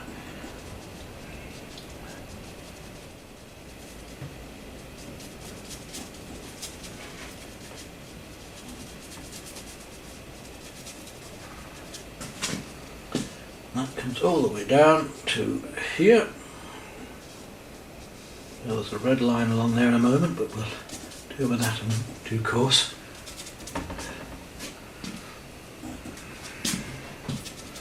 These marks right off here.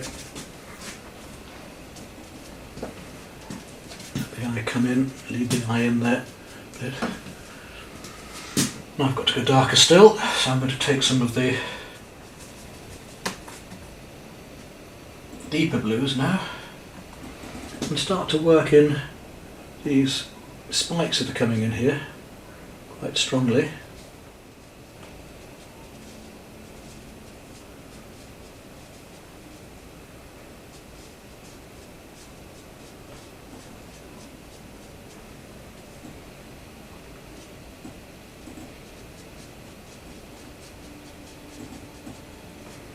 All the way down to there.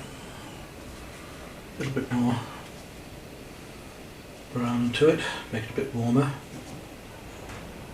We'll start to get some darker areas. And these textures are going to be indicated all the way up here. These effects down here. So the indigo and the brown sienna to give me these lovely darks.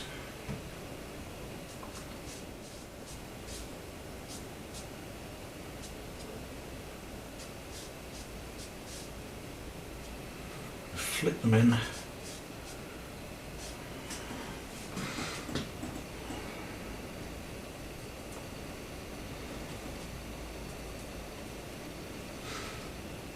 some cases they're much warmer as they come up closer to us here, certainly.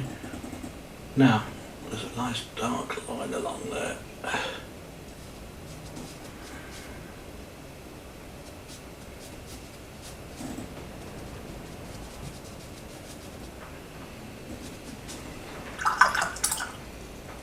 And we have to be able and prepared to move in between these warms and cools whenever we need. I want to be a bit warmer here.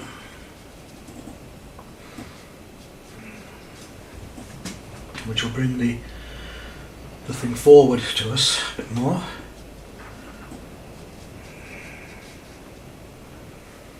And then it goes bluer down here.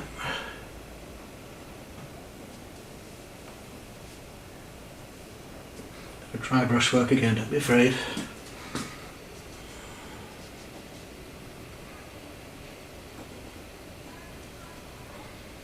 And that comes down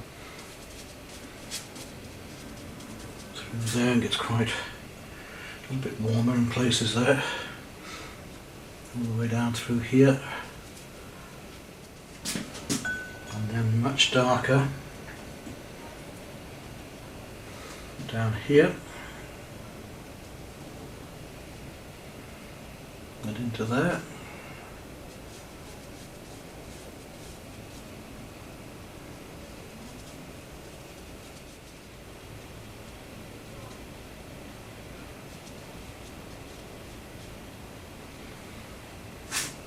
The indigo and the sienna again. And the subtle move between the warm cools of this.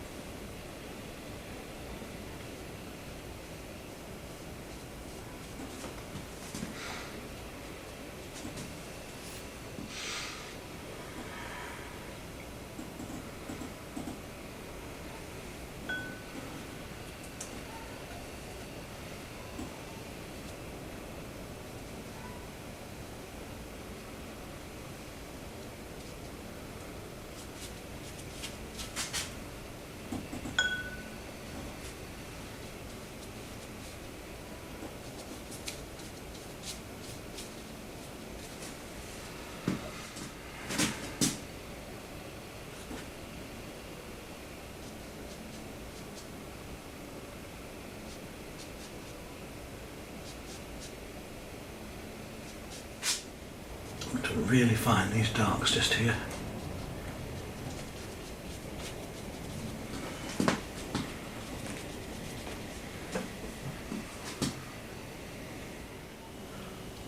So a clean brush, or a wet but cleaner brush, just work into here like that. Just indicate the feeling of something going on here.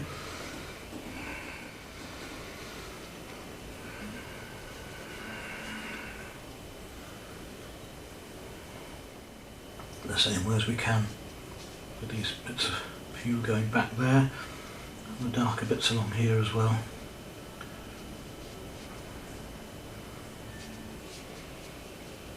Which hopefully will come out more when I remove the masking fluid in the not distant future. Now we have to move across to the other side. Do the same here. We'll work through with the ultramarine first. The blues that are going on around those lights. First of all, I need to put a bit of water around those lights so that we get that softer edge again.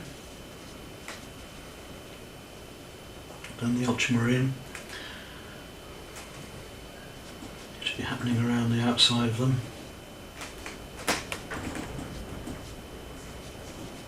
Right up and through here to here. Oh, I'm at it.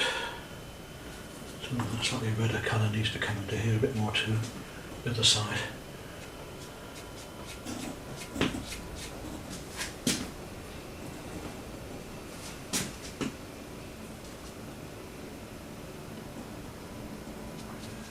Very dark, fairly strongly painted again. We want fairly thick pigment to do these darks in at first here when we first start doing these spikes, because they want to show up against the background.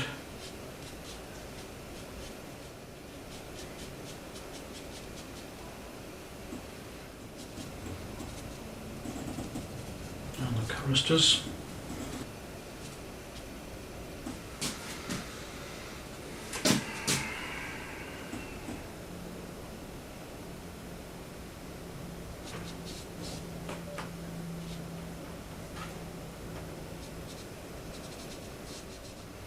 It's a lovely way to work loose is like this, bringing the cools into the warm.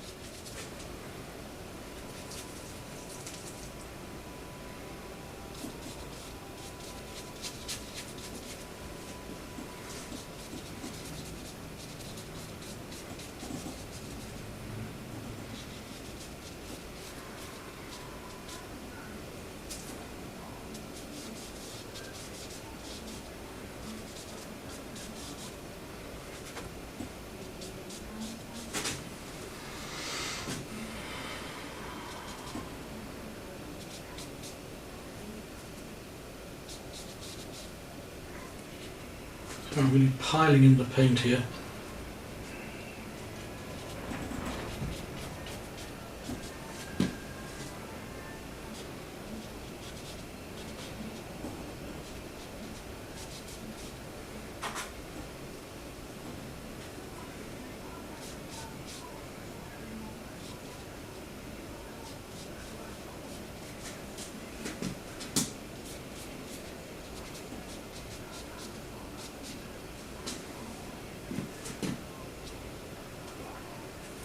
No good being afraid of it, got to get in there and get it right.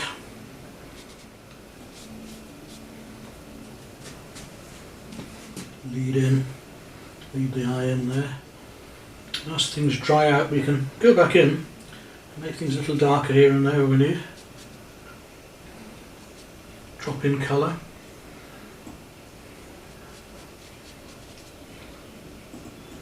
Very necessary.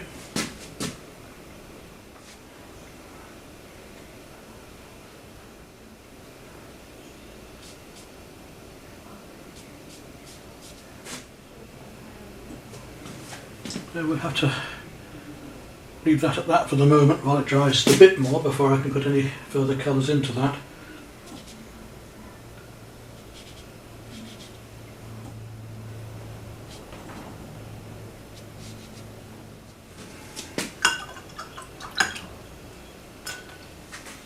Right, what I feel I need to do now is just go back in with a few darks in the foreground, because remember, when we put one glaze over another, everything becomes one tone darker. So if I go back into this now, and things are now dry, or drier, so I can actually start to paint in some darker shapes into here, which should show over the top of things a bit more.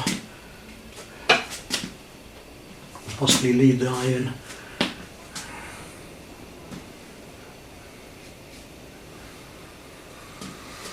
Same across the other side.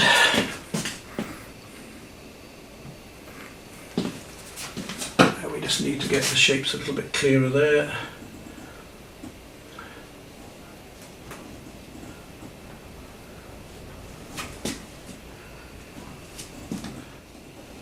Working up these few details just to give the feeling of a bit more detail here and there. Leads the eye into this picture. And the next stage will be to start putting in some of the brighter colours and removing the masking fluid, because we're at the stage now where we can actually remove that masking fluid. Before I do the masking fluid, I'm just going to take a bit of scarlet and put in some of the red on the edges of the pews here. I might take it down a bit yet because it's going to be a bit too bright like it is, but just to start things off, some of this will be a bit lighter, and the masking fluid has to come off some of these areas too yet, so it'll need painting in afterwards. Okay, the paint should be dry enough now to allow me to start to remove the masking fluid. I prefer to use a cloth for this one rather than my finger. And you see how easily this comes away. All of this white should come back up, and this is why we use the masking fluid, is so that we got lovely sharp white clean edges. And it's also very important that we don't rub any wet paint, because that will smear over it, so we must make sure it's dry when we do this. It takes a bit of removing. It's been on a couple of days now, so it becomes harder as the time goes on to remove it. You don't want to leave it on too long, especially, as I said, don't leave it near sunlight, because that will melt it into the paper. And we'll need to tint most of these back because they're going to be too bright at the moment. Right, now we've got rid of the masking fluid, continue with the putting in the crimsons, the reds here, which need working up a bit. I might need to make them a little bit cooler in places as well.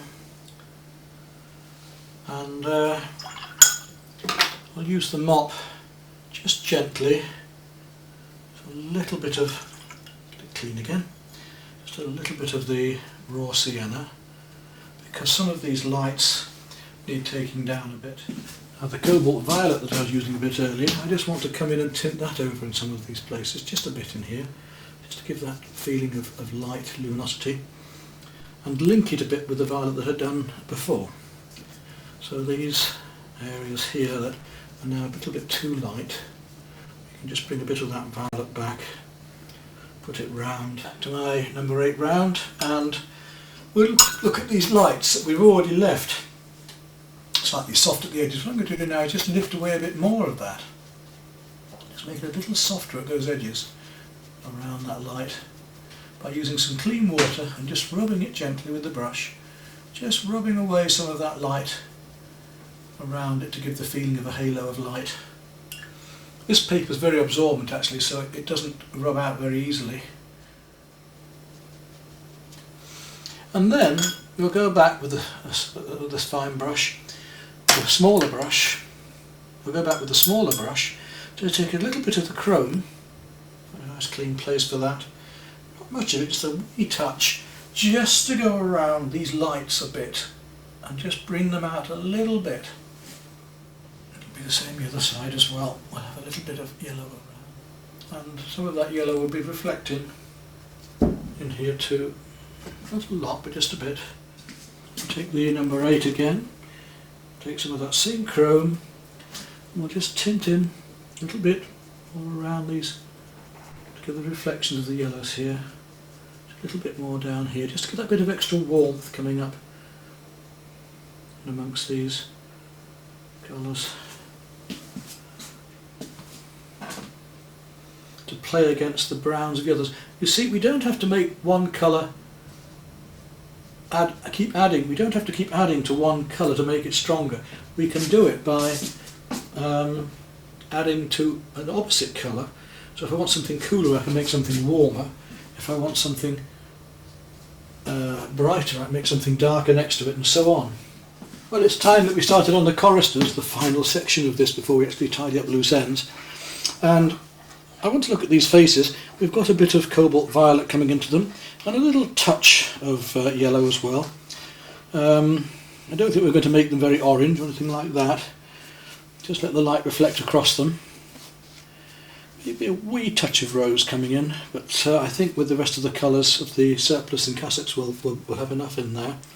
So let's just put a little bit of that in first. Small brush. We'll just take a little touch of the cobalt violet and look at these faces first with that.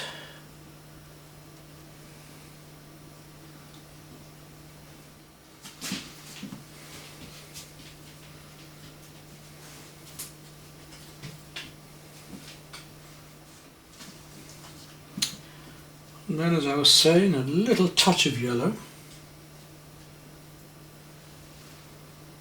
Not much, but just a bit on the side of the faces.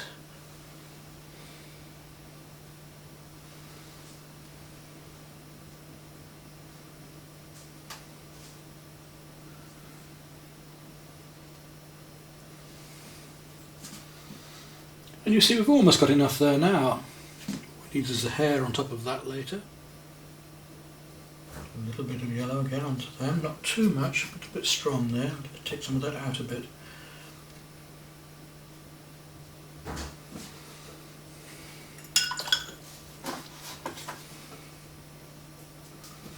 Maybe a wee touch of the rose coming in. A little bit of red coming in there. Not a lot, just a wee touch. Okay, let's make a start on these choristers. Hopefully, keeping it to a minimum, we can paint in just a few marks here and there that will denote all the colours we require. A bit of red around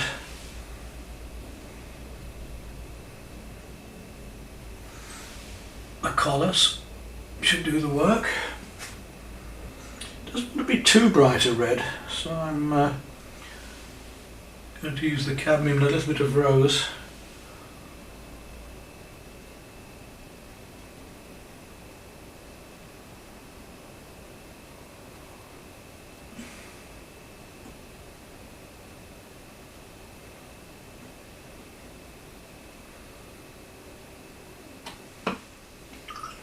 And for the hair,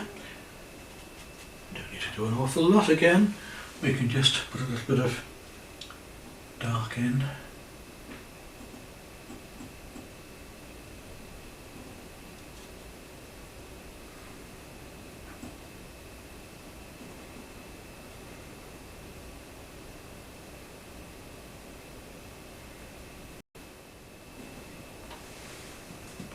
We're not going to be painting portraits, so we're not going to do it in that much detail.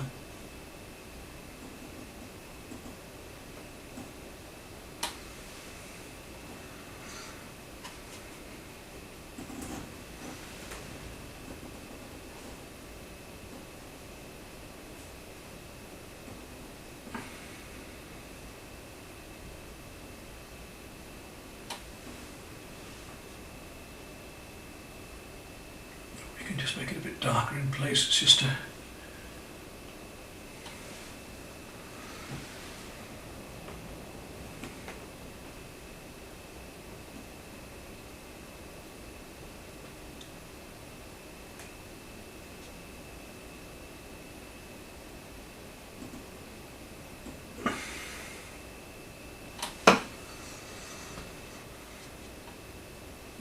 want us to say into too much detail, just enough. And then for the surpluses, I'm going to go back to my cobalt violet and some of the blues. I'll just tint in some of the greys.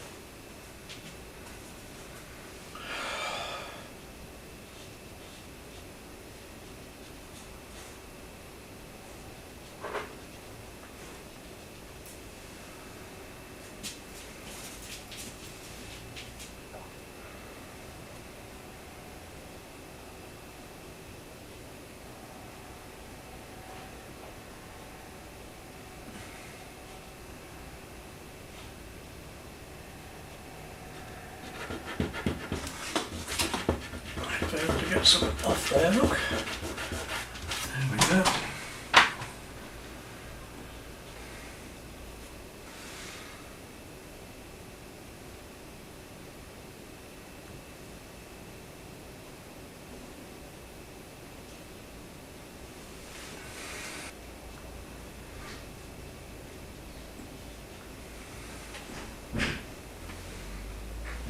A nice blue colour in here, which is so important to me because that's what I wanted to pick up on.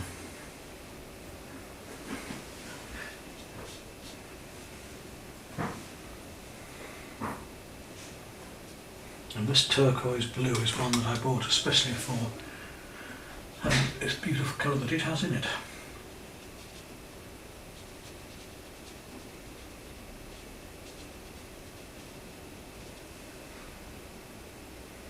I'm going to come back onto this with a richer red. I'm going to use that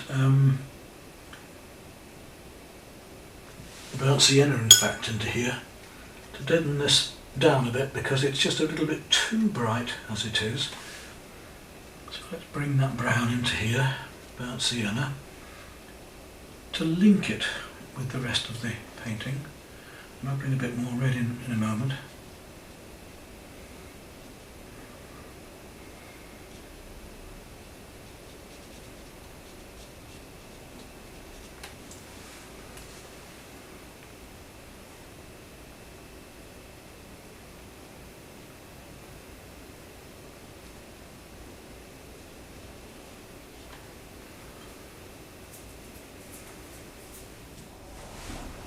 That'll do for now, let that dry off a bit.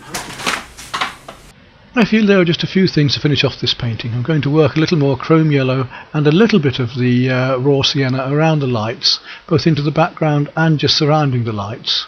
And I'm also going to add a little bit more red to the edges of the arms of the choristers and a little bit of ultramarine blue to the surplices, just to bring the blues out a bit.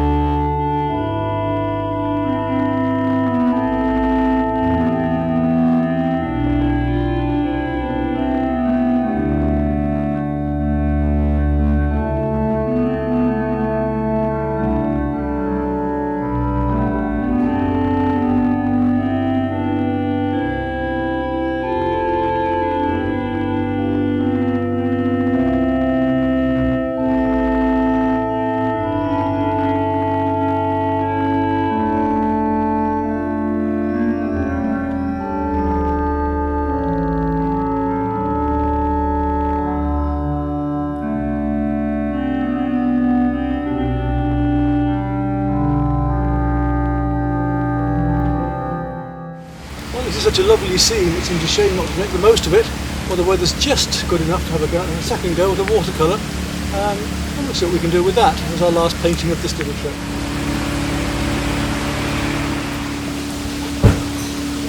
So let's try the same composition, but this time in watercolour. Not going to draw it out, no time for that. The weather's so changeable. We'll just get straight in with the painting. Just mark out very lightly with a thin down paint as to where the composition's going. So if you like, it could be called a very basic drawing, but it will only be a very basic. Just so I know I'm going to plot my colours.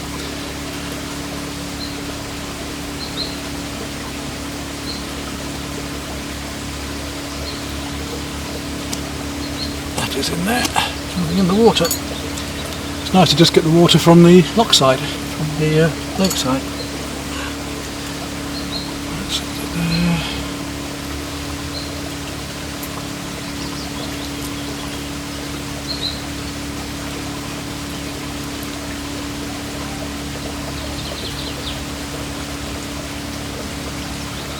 Right, just what we can do with that then. I think we'll go straight for the sky as usual. And we'll go back to the same sorts of colours as we were using last time. We'll give it a thin yellow ochre wash first. Using a rough £300 this time. So it's a lot rougher paper, which will give me room for more texture in the water. I don't want texture in the sky. Right down and through into the hills here.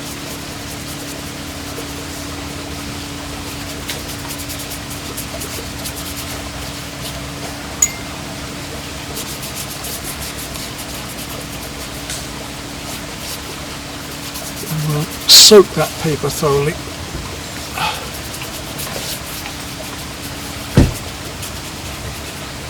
And then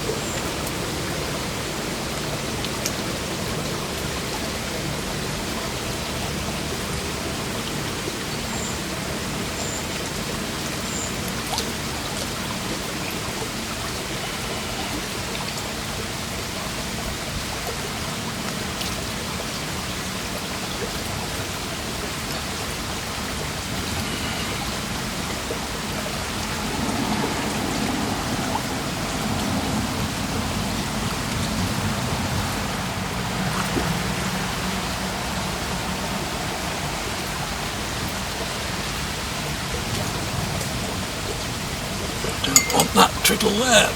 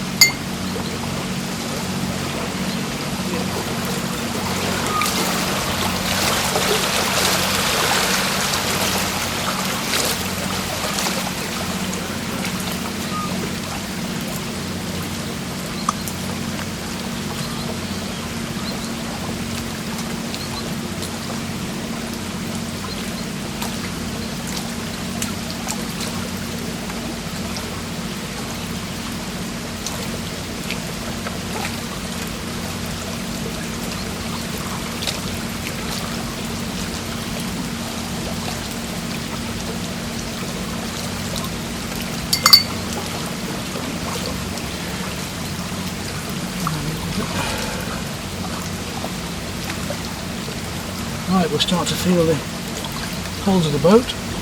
Just a nice turquoise one here for a start. A bit sharper there though, so I'm going to have to come back in a minute and sharpen that one up just to get the basics in.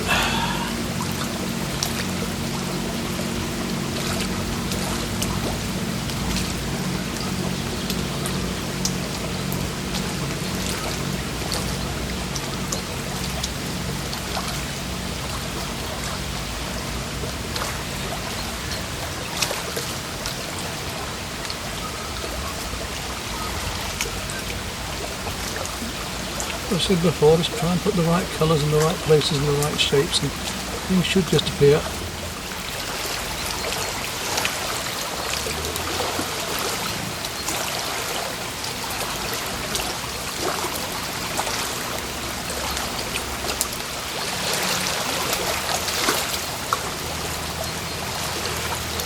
Now that old log we did earlier that's on the beach here, just bring that in. Rock coming out there.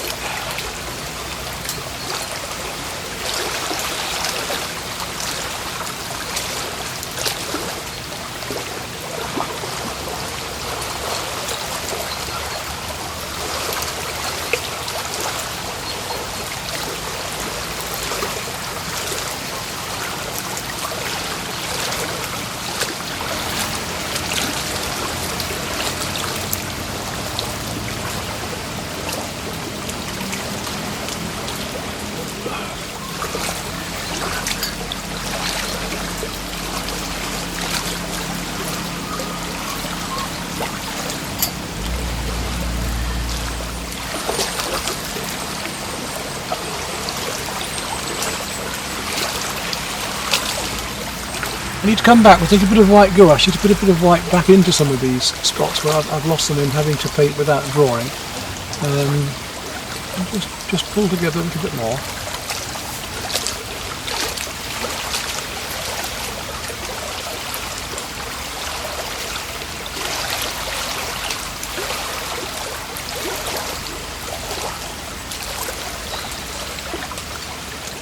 And it doesn't need much more of a sparkle than that.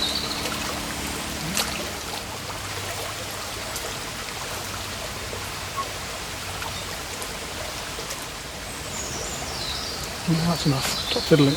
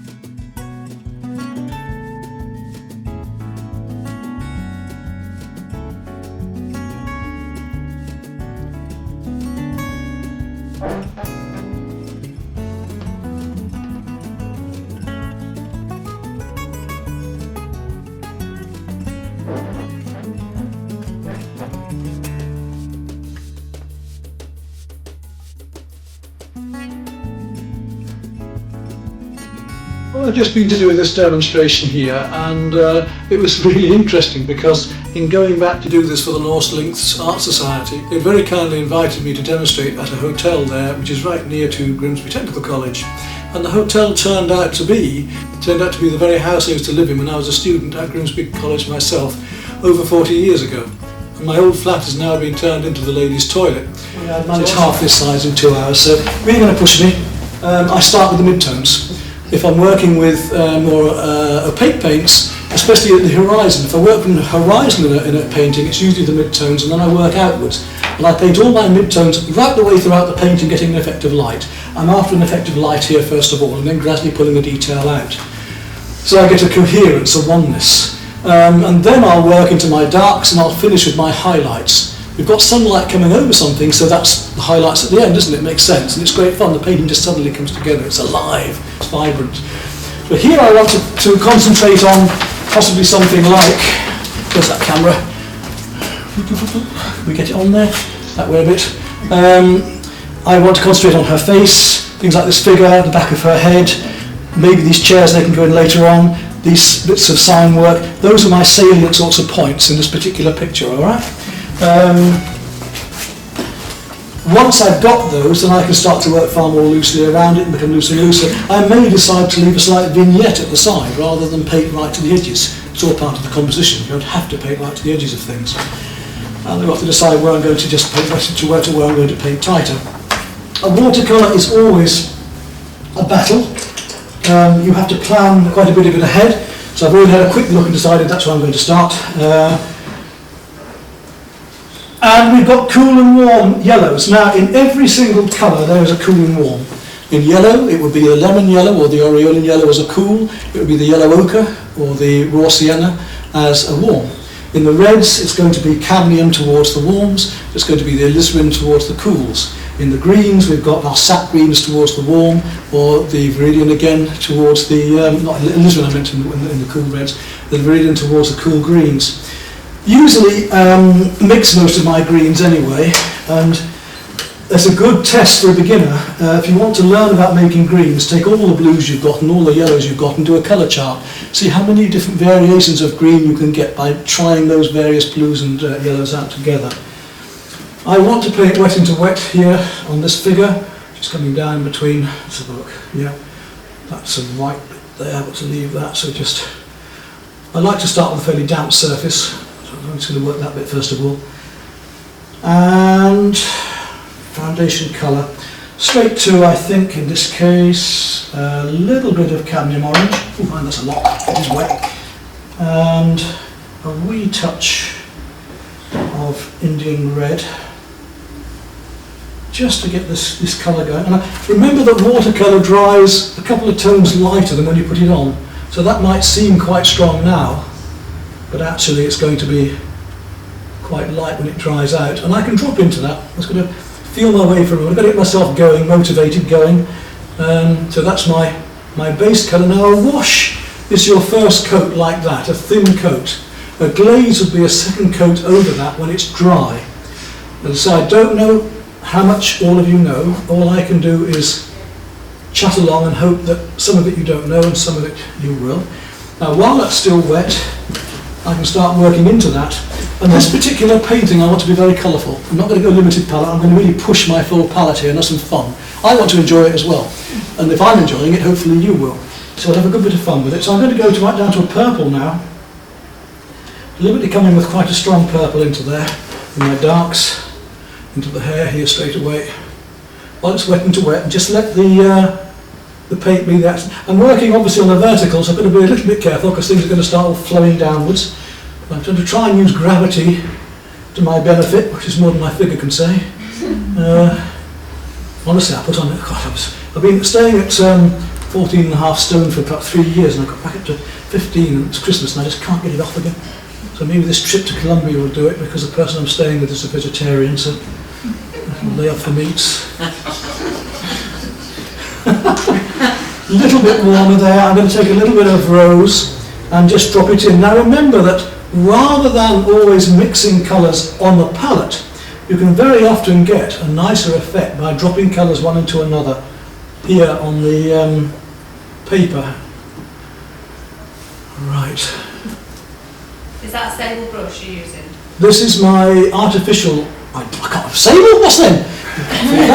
This is my Pro Art nylon, which is the same sort of thing, yeah, but the nylon, I find the nylons these days are so good for the money that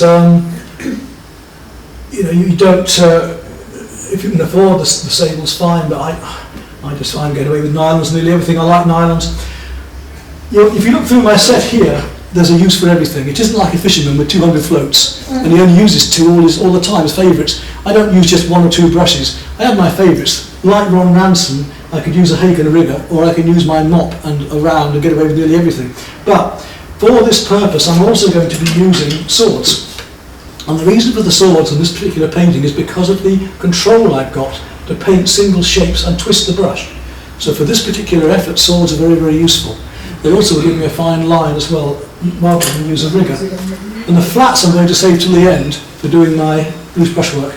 Right, that's some of my warms gone in. Now into that, let's take a little bit of some Prussian and darken the outside of that straight away. So I am painting a little bit by numbers here.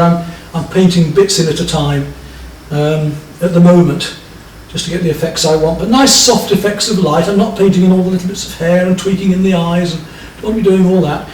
Now watercolour, we're always painting the darks and leaving the lights behind, rather than any other medium, which is opaque, where we're doing the opposite, and we can go both ways, or we can paint lights over darks. Here I can't. So I've got to gradually work up my darks, just softly at the moment, just indicating. I don't want to get too much detail. I'm just indicating these shapes. I don't let the eye do the work. Let the viewer do some work. Don't do it all for them. They get bored. Let them imagine things in it. He does a lot of that at the moment, but then I cannot imagine half of the stuff he does.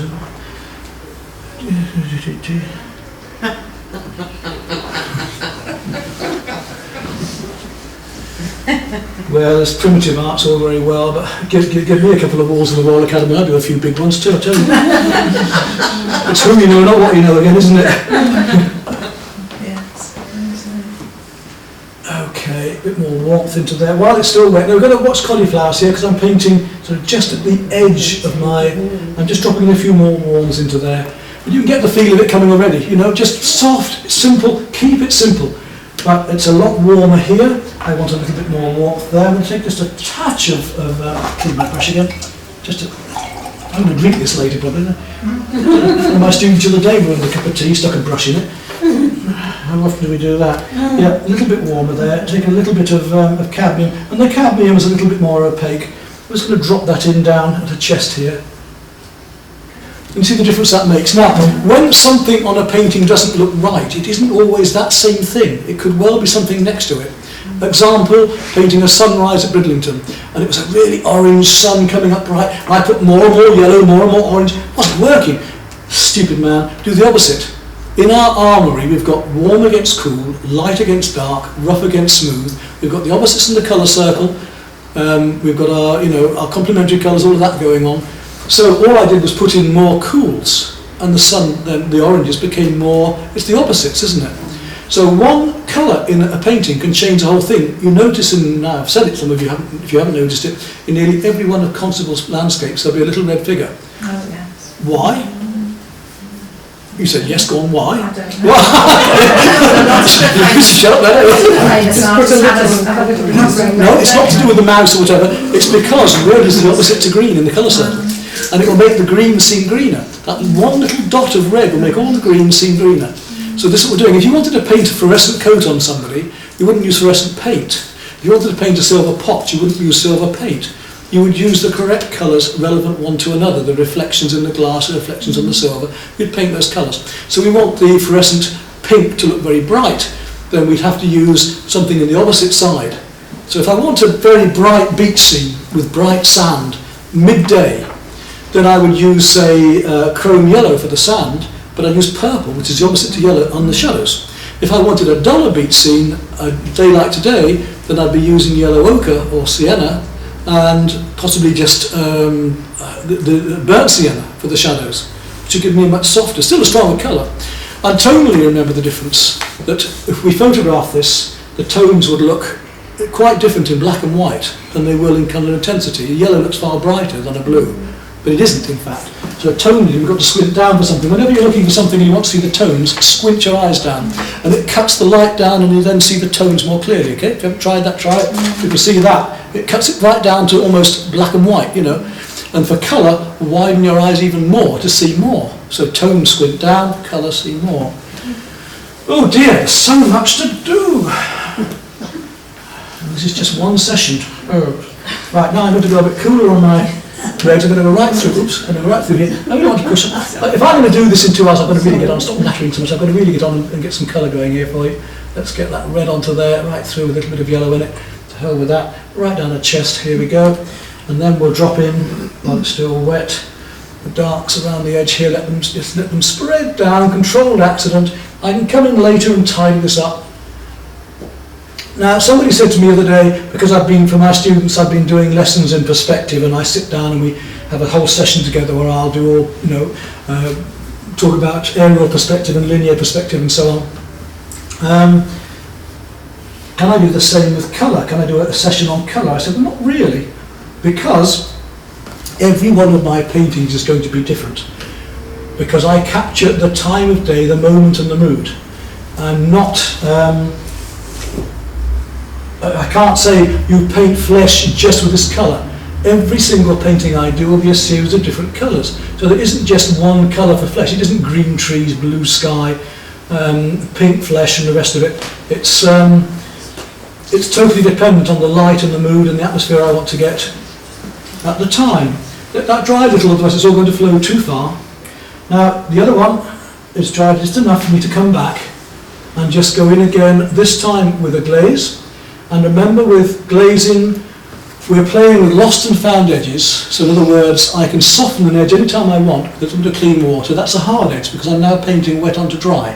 Wet next to wet, soft, wet onto wet, soft, wet onto dry, hard edge. Put a hard edge there for more detail if I want it.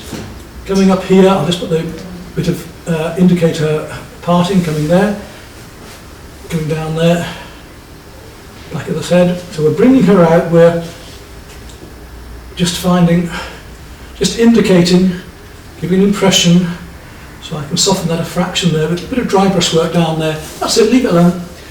Up to him, working with my lightest colour first. His coat is a very light mauve, but I'm not going to start with that. I'm going to start with a bit of rose, and I'm going to drop my colours into that. Leave a couple of white lines down there.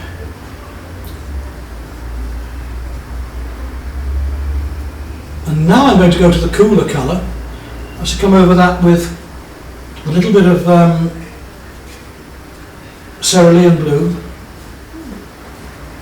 and cool that down a bit, get the shadows going in there. Under his arm, just indicating, just feeling it. Let the wet in the wet do the job. Now coming down here, talking about the cerulean blue, well, I've got cerulean blue. When you've got something on your brush, it's often wise to use it wherever, because, so you're mixing up again, let that come in, let that dry off a little bit. Anywhere else? Yes, while we're at it, up here. So painting by numbers, fill in these shapes. That's blue, yeah, in the background here, bit of blue there. That's blue, cerulean on the coat here. But coming into it is a bit of green, so I'm going to bring a little bit of viridian into that. Just let that melt in. Just an indication. What I'm going to do is indicate very, very loosely at this stage. Right.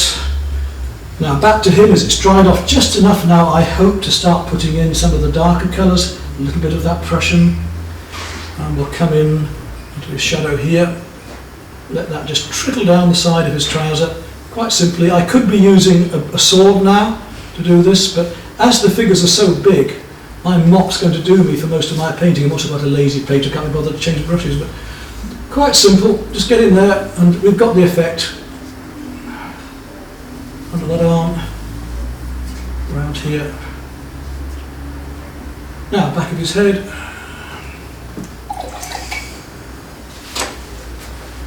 Little bit of warmth down the side, top, that's it, it'll do.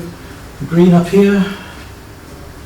Keep it simple, keep it easy, don't get bogged down, keep the whole thing working if you can. Right, that person there, very light pink to start with, a little bit of rose and a thin glaze, there we go, over that, all the way down. I think I'll go right through the trousers there because I want to get a purple there in a minute. Down to there, then the stronger red, take a bit of the cadmium, or bright red, either would do. Drop that in, you see how strong we get that. Now, broken colour works by one colour glowing through another. By dropping one colour into another like this, I am getting a brighter effect than if I mix them, because the colour is almost just glowing through it. Well, I've got that on my brush, let's put the traffic light in. If I'm using opaque paint and I wanted broken colour, so I've got to go to mode now, then if I paint yellow spots next to red spots, I'm going to have the effect of the eye being fooled to make it look like orange. And that's a very vibrant way to work, and it's the way I often do work. So I'll let that dry a bit now. I'm going to go back to here again because that's dried up enough. A little bit warmer, fraction alizarin into that. And we'll come back and make this a bit darker. We'll go quite strong because it's going to go lighter later. Blue there, going around the front, right down the side of the head, down there. Now, take a smaller brush just for a minute, and this is where we might need to blend in. So wet the edge and let that just flow down into the water and soften off like that, look. And while that's on my brush, I can use the same paint just to indicate down the side of the nose, just to make it simple. We're not using flesh colours, I'm using the colours that are there. Onto another. And just soften that neck, curve it round a little bit with some clean water. Quick as that. Back to my mop. And down to this figure again, where there was a brighter purple. Should be dry enough now just to lay in a little bit of darker colour. Not quite, let's get a bit stronger. We have two ways of doing this. We can put one glaze over another to make something stronger. In other words, the paint is dry, paint the same paint you just painted as the wash as a glaze over the top, and you've got twice the amount of paint, therefore it's a glaze. Equally, I could put more pigment like that onto the paper and let that work in. It's still just wet enough to do. So in this case I'm not using a glaze, I'm still dropping wet into wet. And it's a little bit of shadow coming down there. And behind the figure there. Now, so I'm still treating the whole thing very loosely. I'm going to be even looser yet when I get going. That's a bit warmer up here.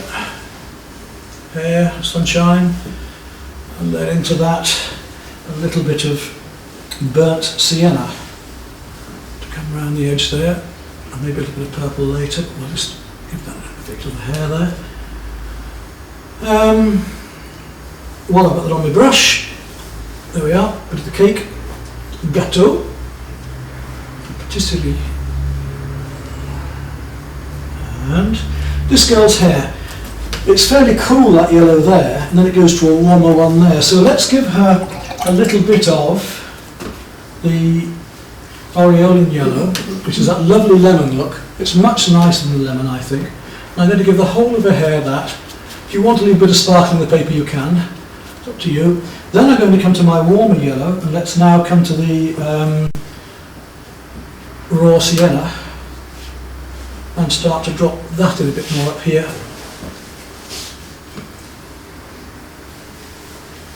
All awake still? Good. Yeah. Trying to keep you alive.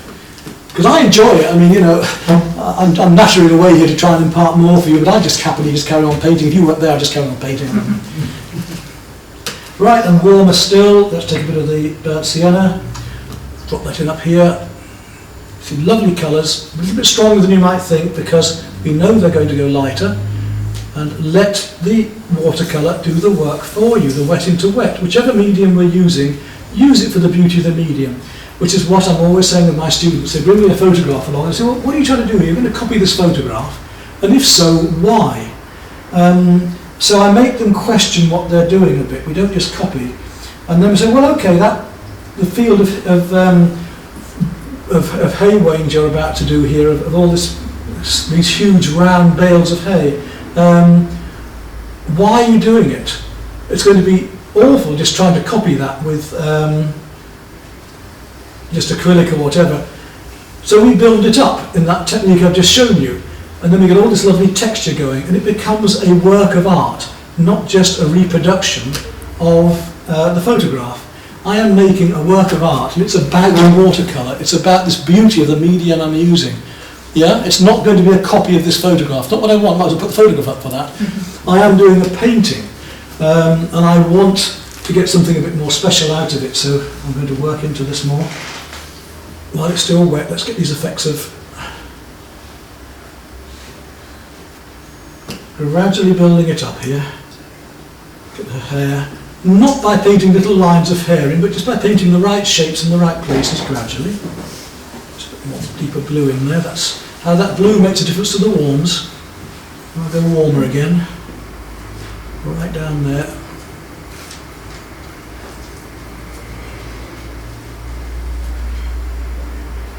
If I make a mistake, I can lift out. Remember, I can take the brush, clean the brush, dry it, and come back in and lift a colour out. Now, while I'm at this, I do want to link up the very dark colour there with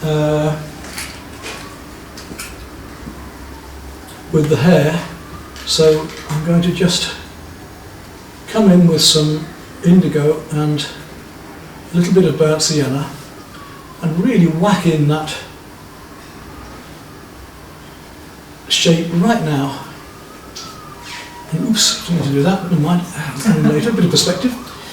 Don't worry about things, don't panic, just, I'm telling myself anyway. And I need a little bit of white. I haven't masked this particular picture. The other one I was going to do for you, if I hadn't got time today, was all masked up and everything else, but I'm going to go to masking fluid on this for the minute. Let's see, that dark comes down there. A bit loose, keep it just. And here we go again. Let's really get in there now. A bit more of the Prussian now. And then more sienna to make it a bit warmer. Feeling these shapes, keep it lovely and loose. It's lovely just filling in a shape, you know. Enjoy it, enjoy your watercolour. And don't get all bogged down with having to paint little details. This is a lovely way to paint loosely. All of these ways I'm showing you in the oils and this, it's just a lovely way to paint. I'm at that colour and I've got some blue on my brush. Let's look at the other blues. One blue next to another will totally change things anyway. So on we go, leave a bit of paper showing there. Let that dry off a bit. Over here it's much lighter. I'm going to get in the way. You can see all right behind me there, so I'm going to get in the way too much for you.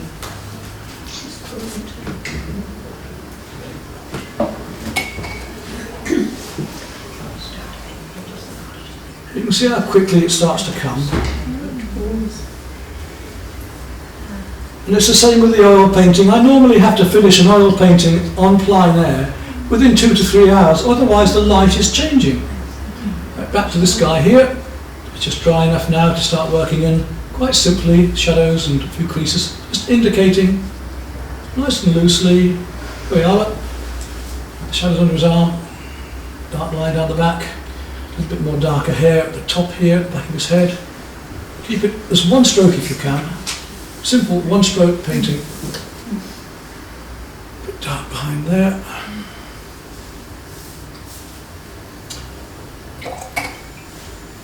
And there's a little bit of warmth going on. On his trousers, just a little bit of a tone going. His pants here. Not much, that's it, that's all we need. That green needs to be a little bit stronger. A little bit there just to indicate. Okay. The warmth that we wanted, back of the head there now needs to be picked out a little bit more, and the dark down, there they are. Light against dark, rough against smooth, cool against warm, gradually building it up. Now I carry cerulean blue as my coolest, then cobalt blue, which is this one. It's a lovely blue. And then ultramarine, which is this one, which is a warmer blue. and then we start to go towards, and then I have impression, and we start to go towards the purples. Try and keep simple brushstrokes, keep it nice and clean. Take some cobalt violet, colour you cannot make, so it's a very useful colour look. Lovely light purpley pink. Can't make it, so it's one you need to buy. Now I'm not going to paint all the patterns in, I'm just going to indicate and gradually, with the impression of, we're painting an impressionist watercolour here, nice and lively and loose. How am I doing? Oh, we're not doing badly, it's half an hour into it, so, you know, it's quite a rapid way of working, isn't it, you see? And hopefully it's keeping you awake, I promised I'd do that. Am I right so far then? Yes, yes. I've made notes, Peter, you're all right. If I want to get invited back again, I've got to be good to you, you know, after that food today. No, it's really nice to come over and, you know, it's just like deja vu, really, coming back to the actual place where I used to be as a student. It's quite weird.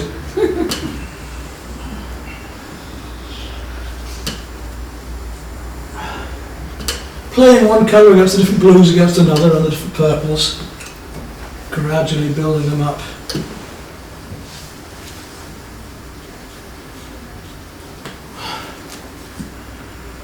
Right, these little figures back here, go to a slightly smaller brush. I'm going to go to now, because I'm going smaller, I'm going to go to a sword now.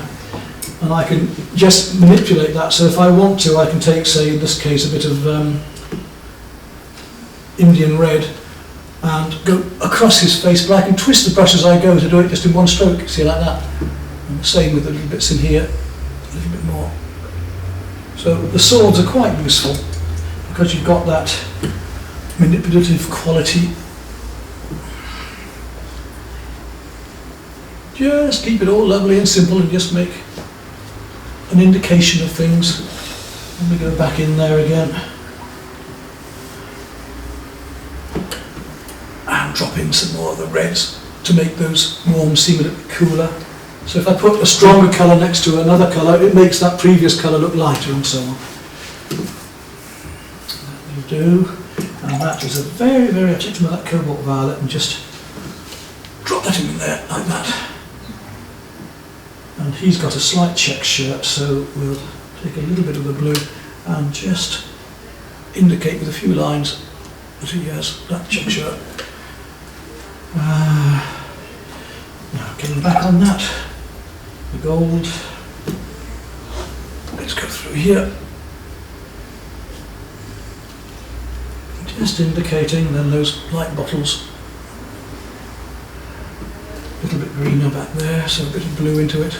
Some deader, more inert grey just there. I'm going to take my mop again because there's a large dark area here that I want. But I'm not good, no, I won't do that dark area there yet. The reason being is I've got those leaves, and I want, obviously I've got to put dark around light, haven't I? I've got to plan ahead. So because I've got those leaves, I'm not going to put them in with gouache or lighter paint. I'll have to put those leaves in before I put that dark in there. So I'll plan that ahead in just a moment. Let's get that wagon in the back there for the minute. Now, let me start with that orangey colour again on the wagon, because I want to drop a red into it. Like pinker at the top, so we'll go back to my... Do you have a favourite medium? Do you prefer watercolour? No, I just enjoy whatever I'm doing at the time.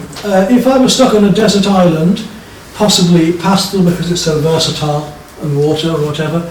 But oils, I think, would be my tops, generally speaking, yeah. Now I want to get some darker, cold, cool colours in the shadows here. I'm just going to drop in a bit more dark around her face and down here. She is a little bit more dark in there as well. So that's dry enough now to start painting a few harder edges, just indicating. The same here, I can just come in with one or two cools, just indicating a bit darker against that. The feeling of the hair a bit more. In fact, I'll take a little sword for that because it's a bit curly, and I can just get a bit more of a wave going just to indicate what's happening there. That's it. You mentioned layering earlier and not following on top of an oil with an acrylic. Or Yeah, you can put oils over acrylics, but not acrylics over oils because of the actual medium. Is that also true for water mixable oil? Over... If you try to put acrylic on top of a water mixable oil, would that You work? might get away with that because it might bond. I don't like them. I've tried some of my students and I find the colour, I don't know how you find them, but I find the colour just not, it makes muddy greys for me, that water soluble oil. I prefer the pure, but that's just me. I mean, if you like it, then it's worth trying it out. I can't see why what you're saying wouldn't work. It's a good point. Experiment. There are some things that just won't work, you know, but there's no hard and fast rule. If there was, I wouldn't have invented half the things I've done. I was one of the first people to start using acrylic inks and pastel waters over the top. What? How many years ago now? 20 plus? Because I wanted to invent this other way of working.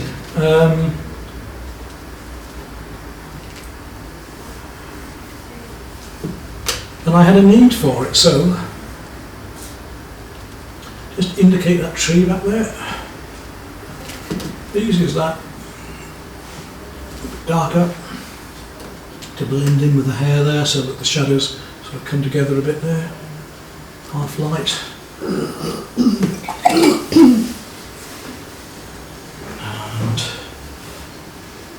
down there.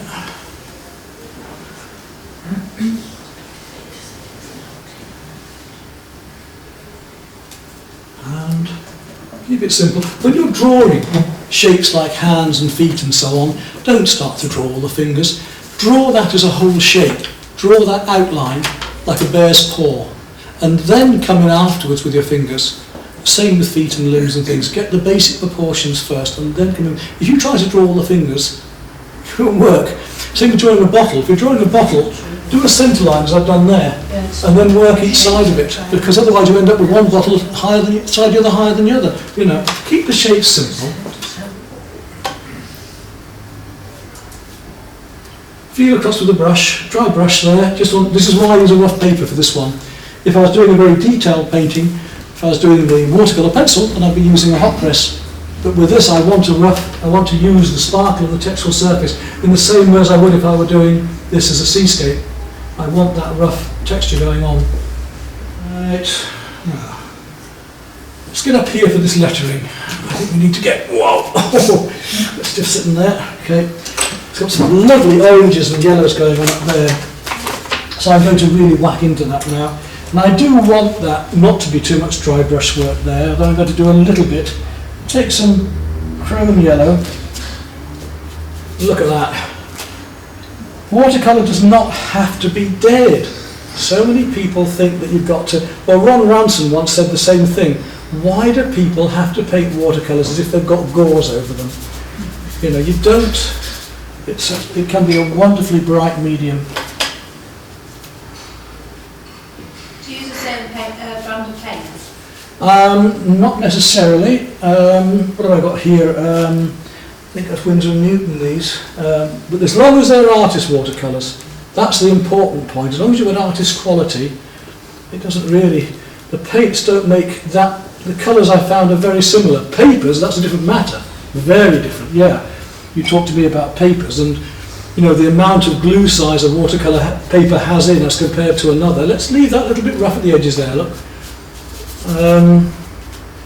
Yes, then, you know, you've got to experiment with your watercolour papers. I use a Waterford, no, a hot press, which one I use? Arches hot press. And I usually use Waterford for most of my other watercolour. But Bockingford's quite nice. Right into that with the orange.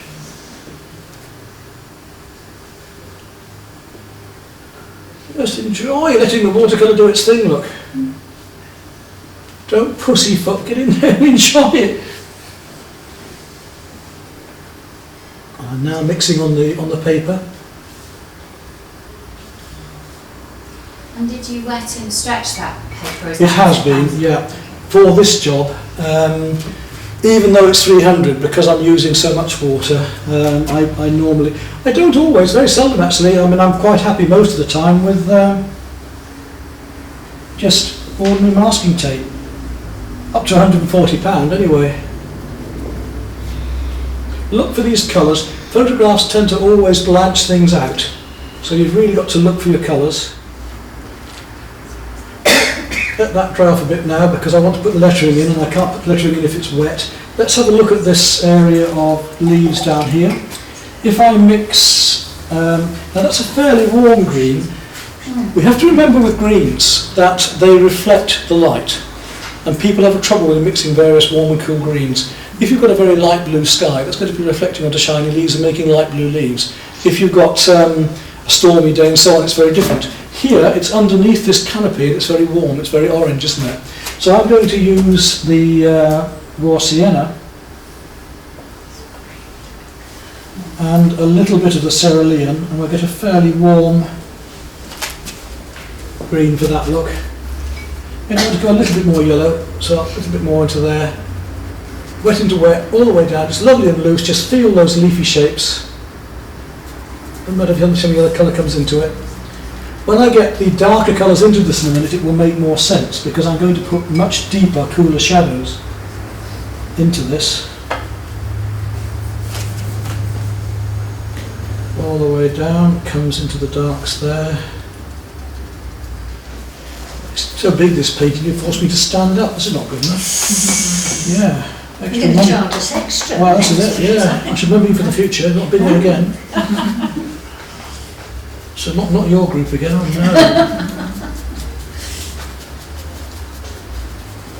no. Right, while that's still wet, let's take some ultramarine and the same, the sienna. Just make a cooler version of it. And just drop these shapes in leafy shapes with the tip of the brush, feeling. I look with my eye at the surface and the object, and I transfer via my eye, through the brain, what little there is of it, left of it these days, to my fingertip, and I'm making marks about what my eye is feeling on the surface of this paper.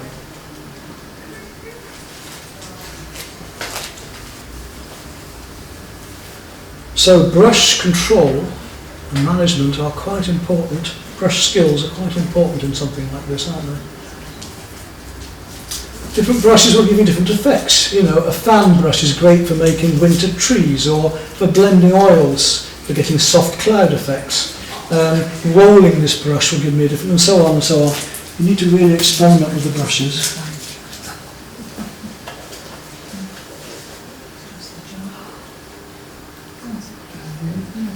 The room's pretty warm as well, so I'm not surprised some of you are flagging a bit. I had another yawn there.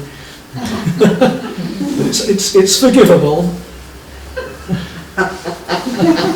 Very generous. I am. I could put you in detention or stand you in the corner with it. Naughty step next. So you see how loosely we can paint. Good fun, yeah? You can make this as detailed as you want. You can carry on tightening up into this as much as you want. Yeah, well. And that's another thing. The amount of students I've had come to me who want to paint looser, and this is the way we go. And maybe we're painting with acrylic inks and making just a lovely sunflower effect of those colours coming out. I'll suddenly say, now stand back a minute and stop. Oh wow, what have I done? I don't want to go any further. One or two touches of pastel, because they've created an abstract. In every figurative painting there's going to be the abstract qualities. It's quite hard to do an abstract painting, to do it well and intuitively, but in all of this we are working very much about the abstract. Colour planes, fields, drawing, composition, intuition, they're all abstract things, aren't they?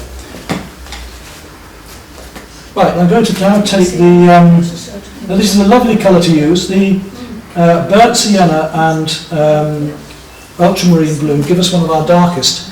It gives us a wonderful dark colour look. So what colour is that? Ultramarine? This is ultramarine and burnt sienna, one of the nicest colours for making a dark. Ultramarine also granulates on your paper. Anybody not know what that means, granulate? Right, so in other words, it granulates in between the texture of the paper, so when you're mixing it with this, it will do the same, it will granulate, so it can give you quite a nice effect as well. If you've got questions to ask, please, it doesn't matter what subject, just because we're doing watercolour, this is what my students often forget, is that whatever we're doing at the time will also link with another painting later. And, you know, just because you're learning one thing now doesn't mean to say that some of those things aren't going to come out in paintings later and be used in parallel. Now, that dark I couldn't put in here earlier, I can now go back to my Prussian and, again the same, the burnt sienna, and now I can paint that in whack and into there, look, and leave that light showing really loosely around that table, over that basket. So loose.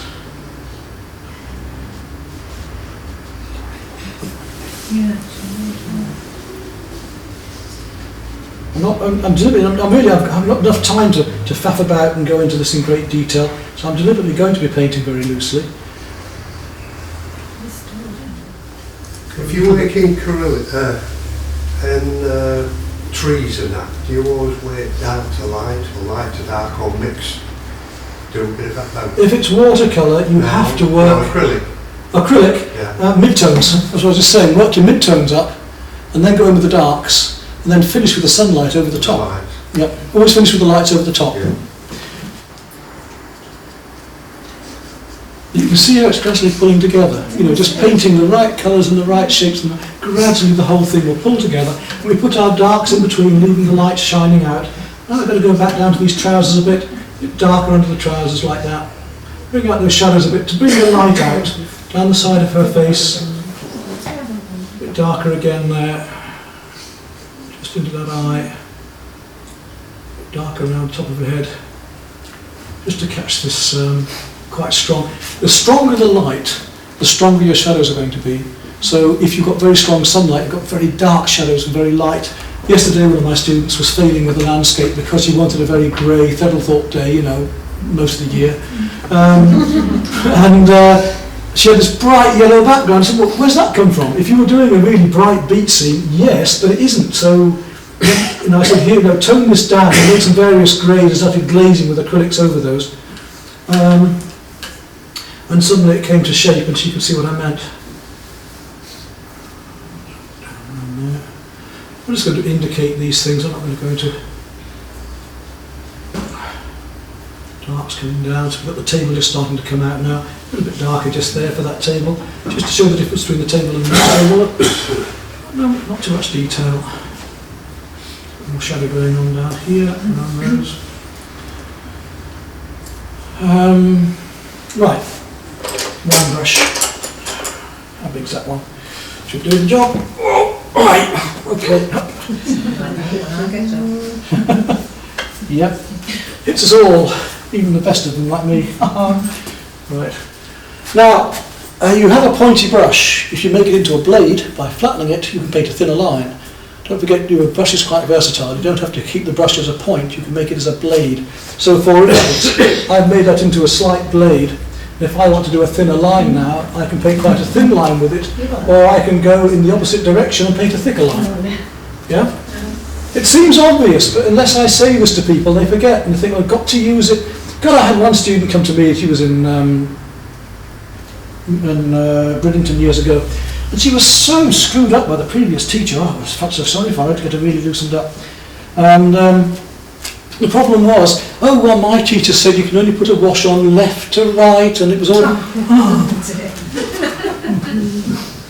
These rules and regulations that people...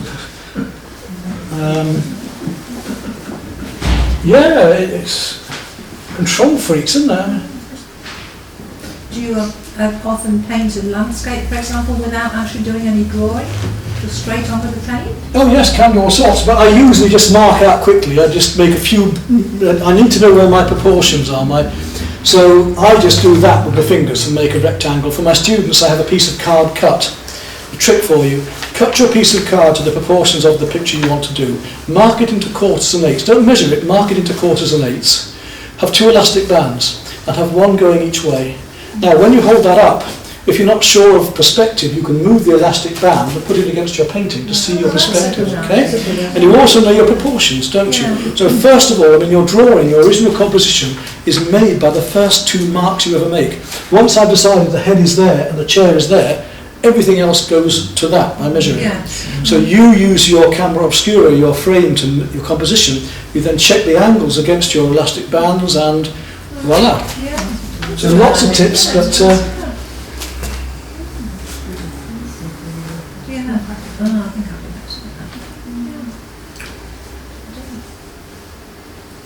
You teach calligraphy as well, do you, Peter?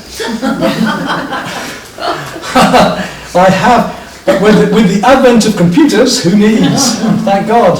All of that as a head of art and craft design and tech in the past and doing all the posters for every Tom, Dick and Harry, no longer necessary, no.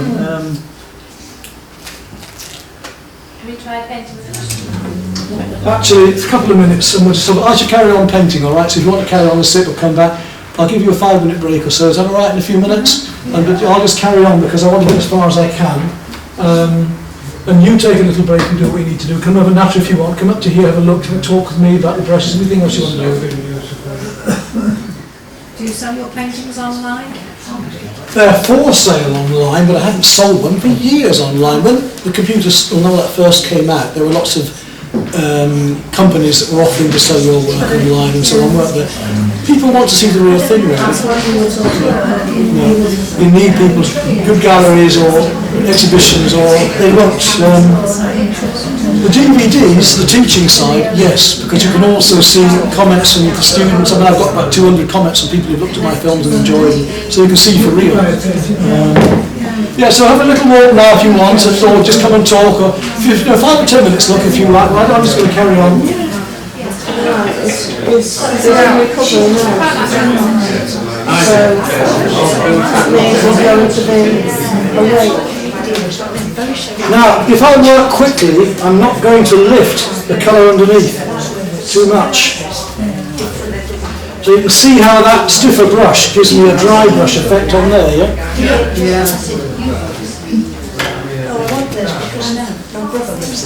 And if I'm working quickly, I'm not lifting those light colours.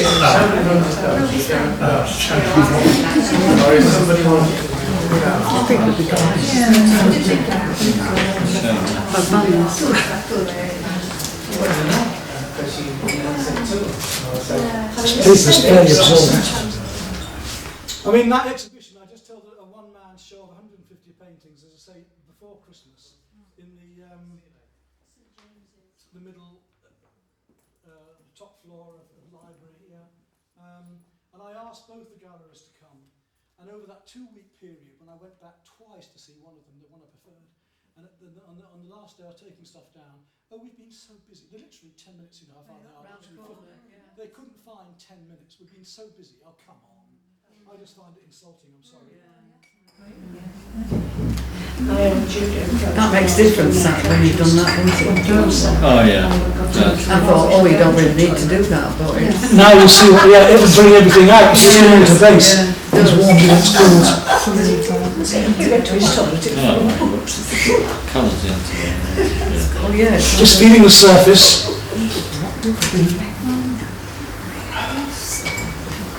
So I said I'd try and show you a nice loose way to work. We've got the lights and darks going on behind. Just indications all the time, not trying to paint everything in detail, just indicating things.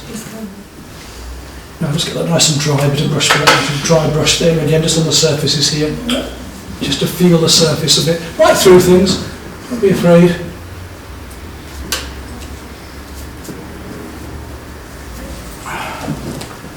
And you see how the whole thing starts to be pulled together.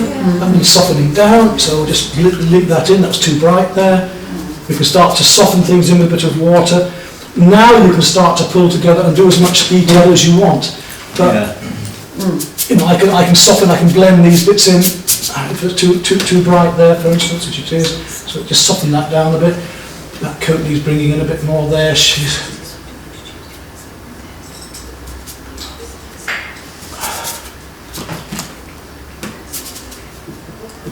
more, not far off doing now for what I want to do for this.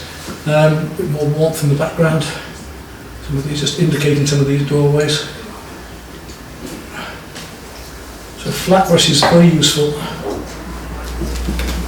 Right, enough. Just to give you an idea. Yeah.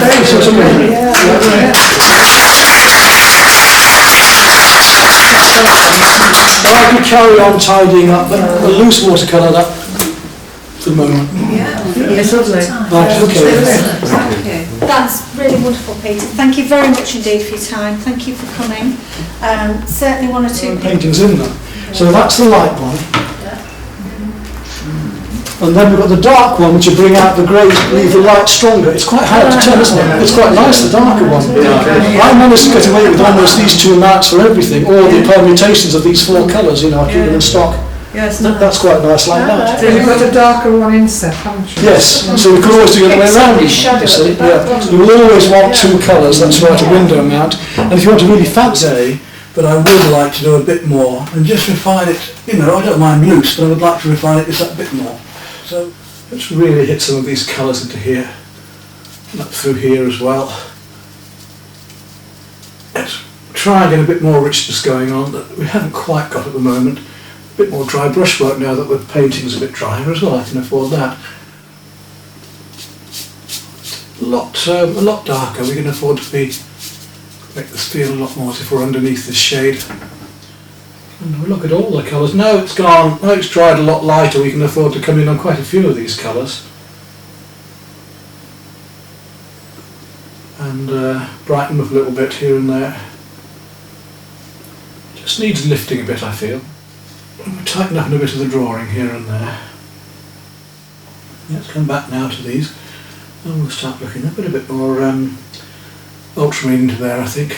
To get the blues going a bit more nicely. And that chair wants taking down a bit. Perhaps a little cobalt violet and purple down in here as well. A bit more of the purple warms going on. Some deep Prussian, a touch of warm.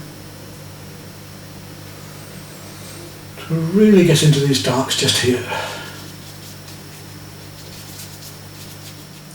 I'm not going to try and paint it to look like her, that isn't the point. The point is to get an impression of what's happening here.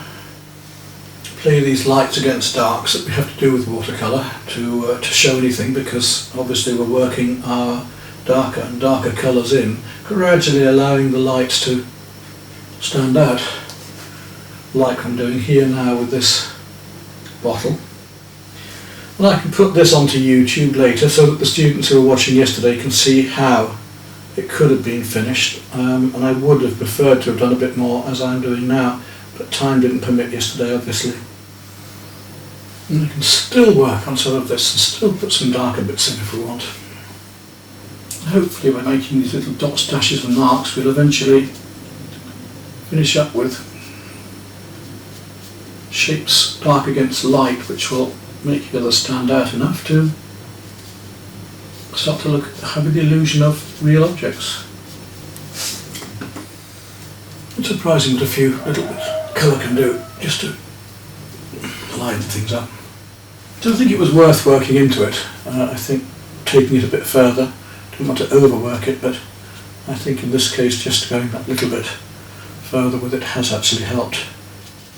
I'm missing some quite important shadows back here which I just realised need to go in. I'm going to just touch this one up with a little bit of pastel to see if I can just bring a bit of life back into it. Just here and there where I've lost some of the lights. Just a little sparkle missing here and there that I can just bring out with these pastels. And you see, as we're using rough paper, it almost looks as if it's the paper sparkling through still, so that's quite nice. Take them back if you want them, if they're too much like that.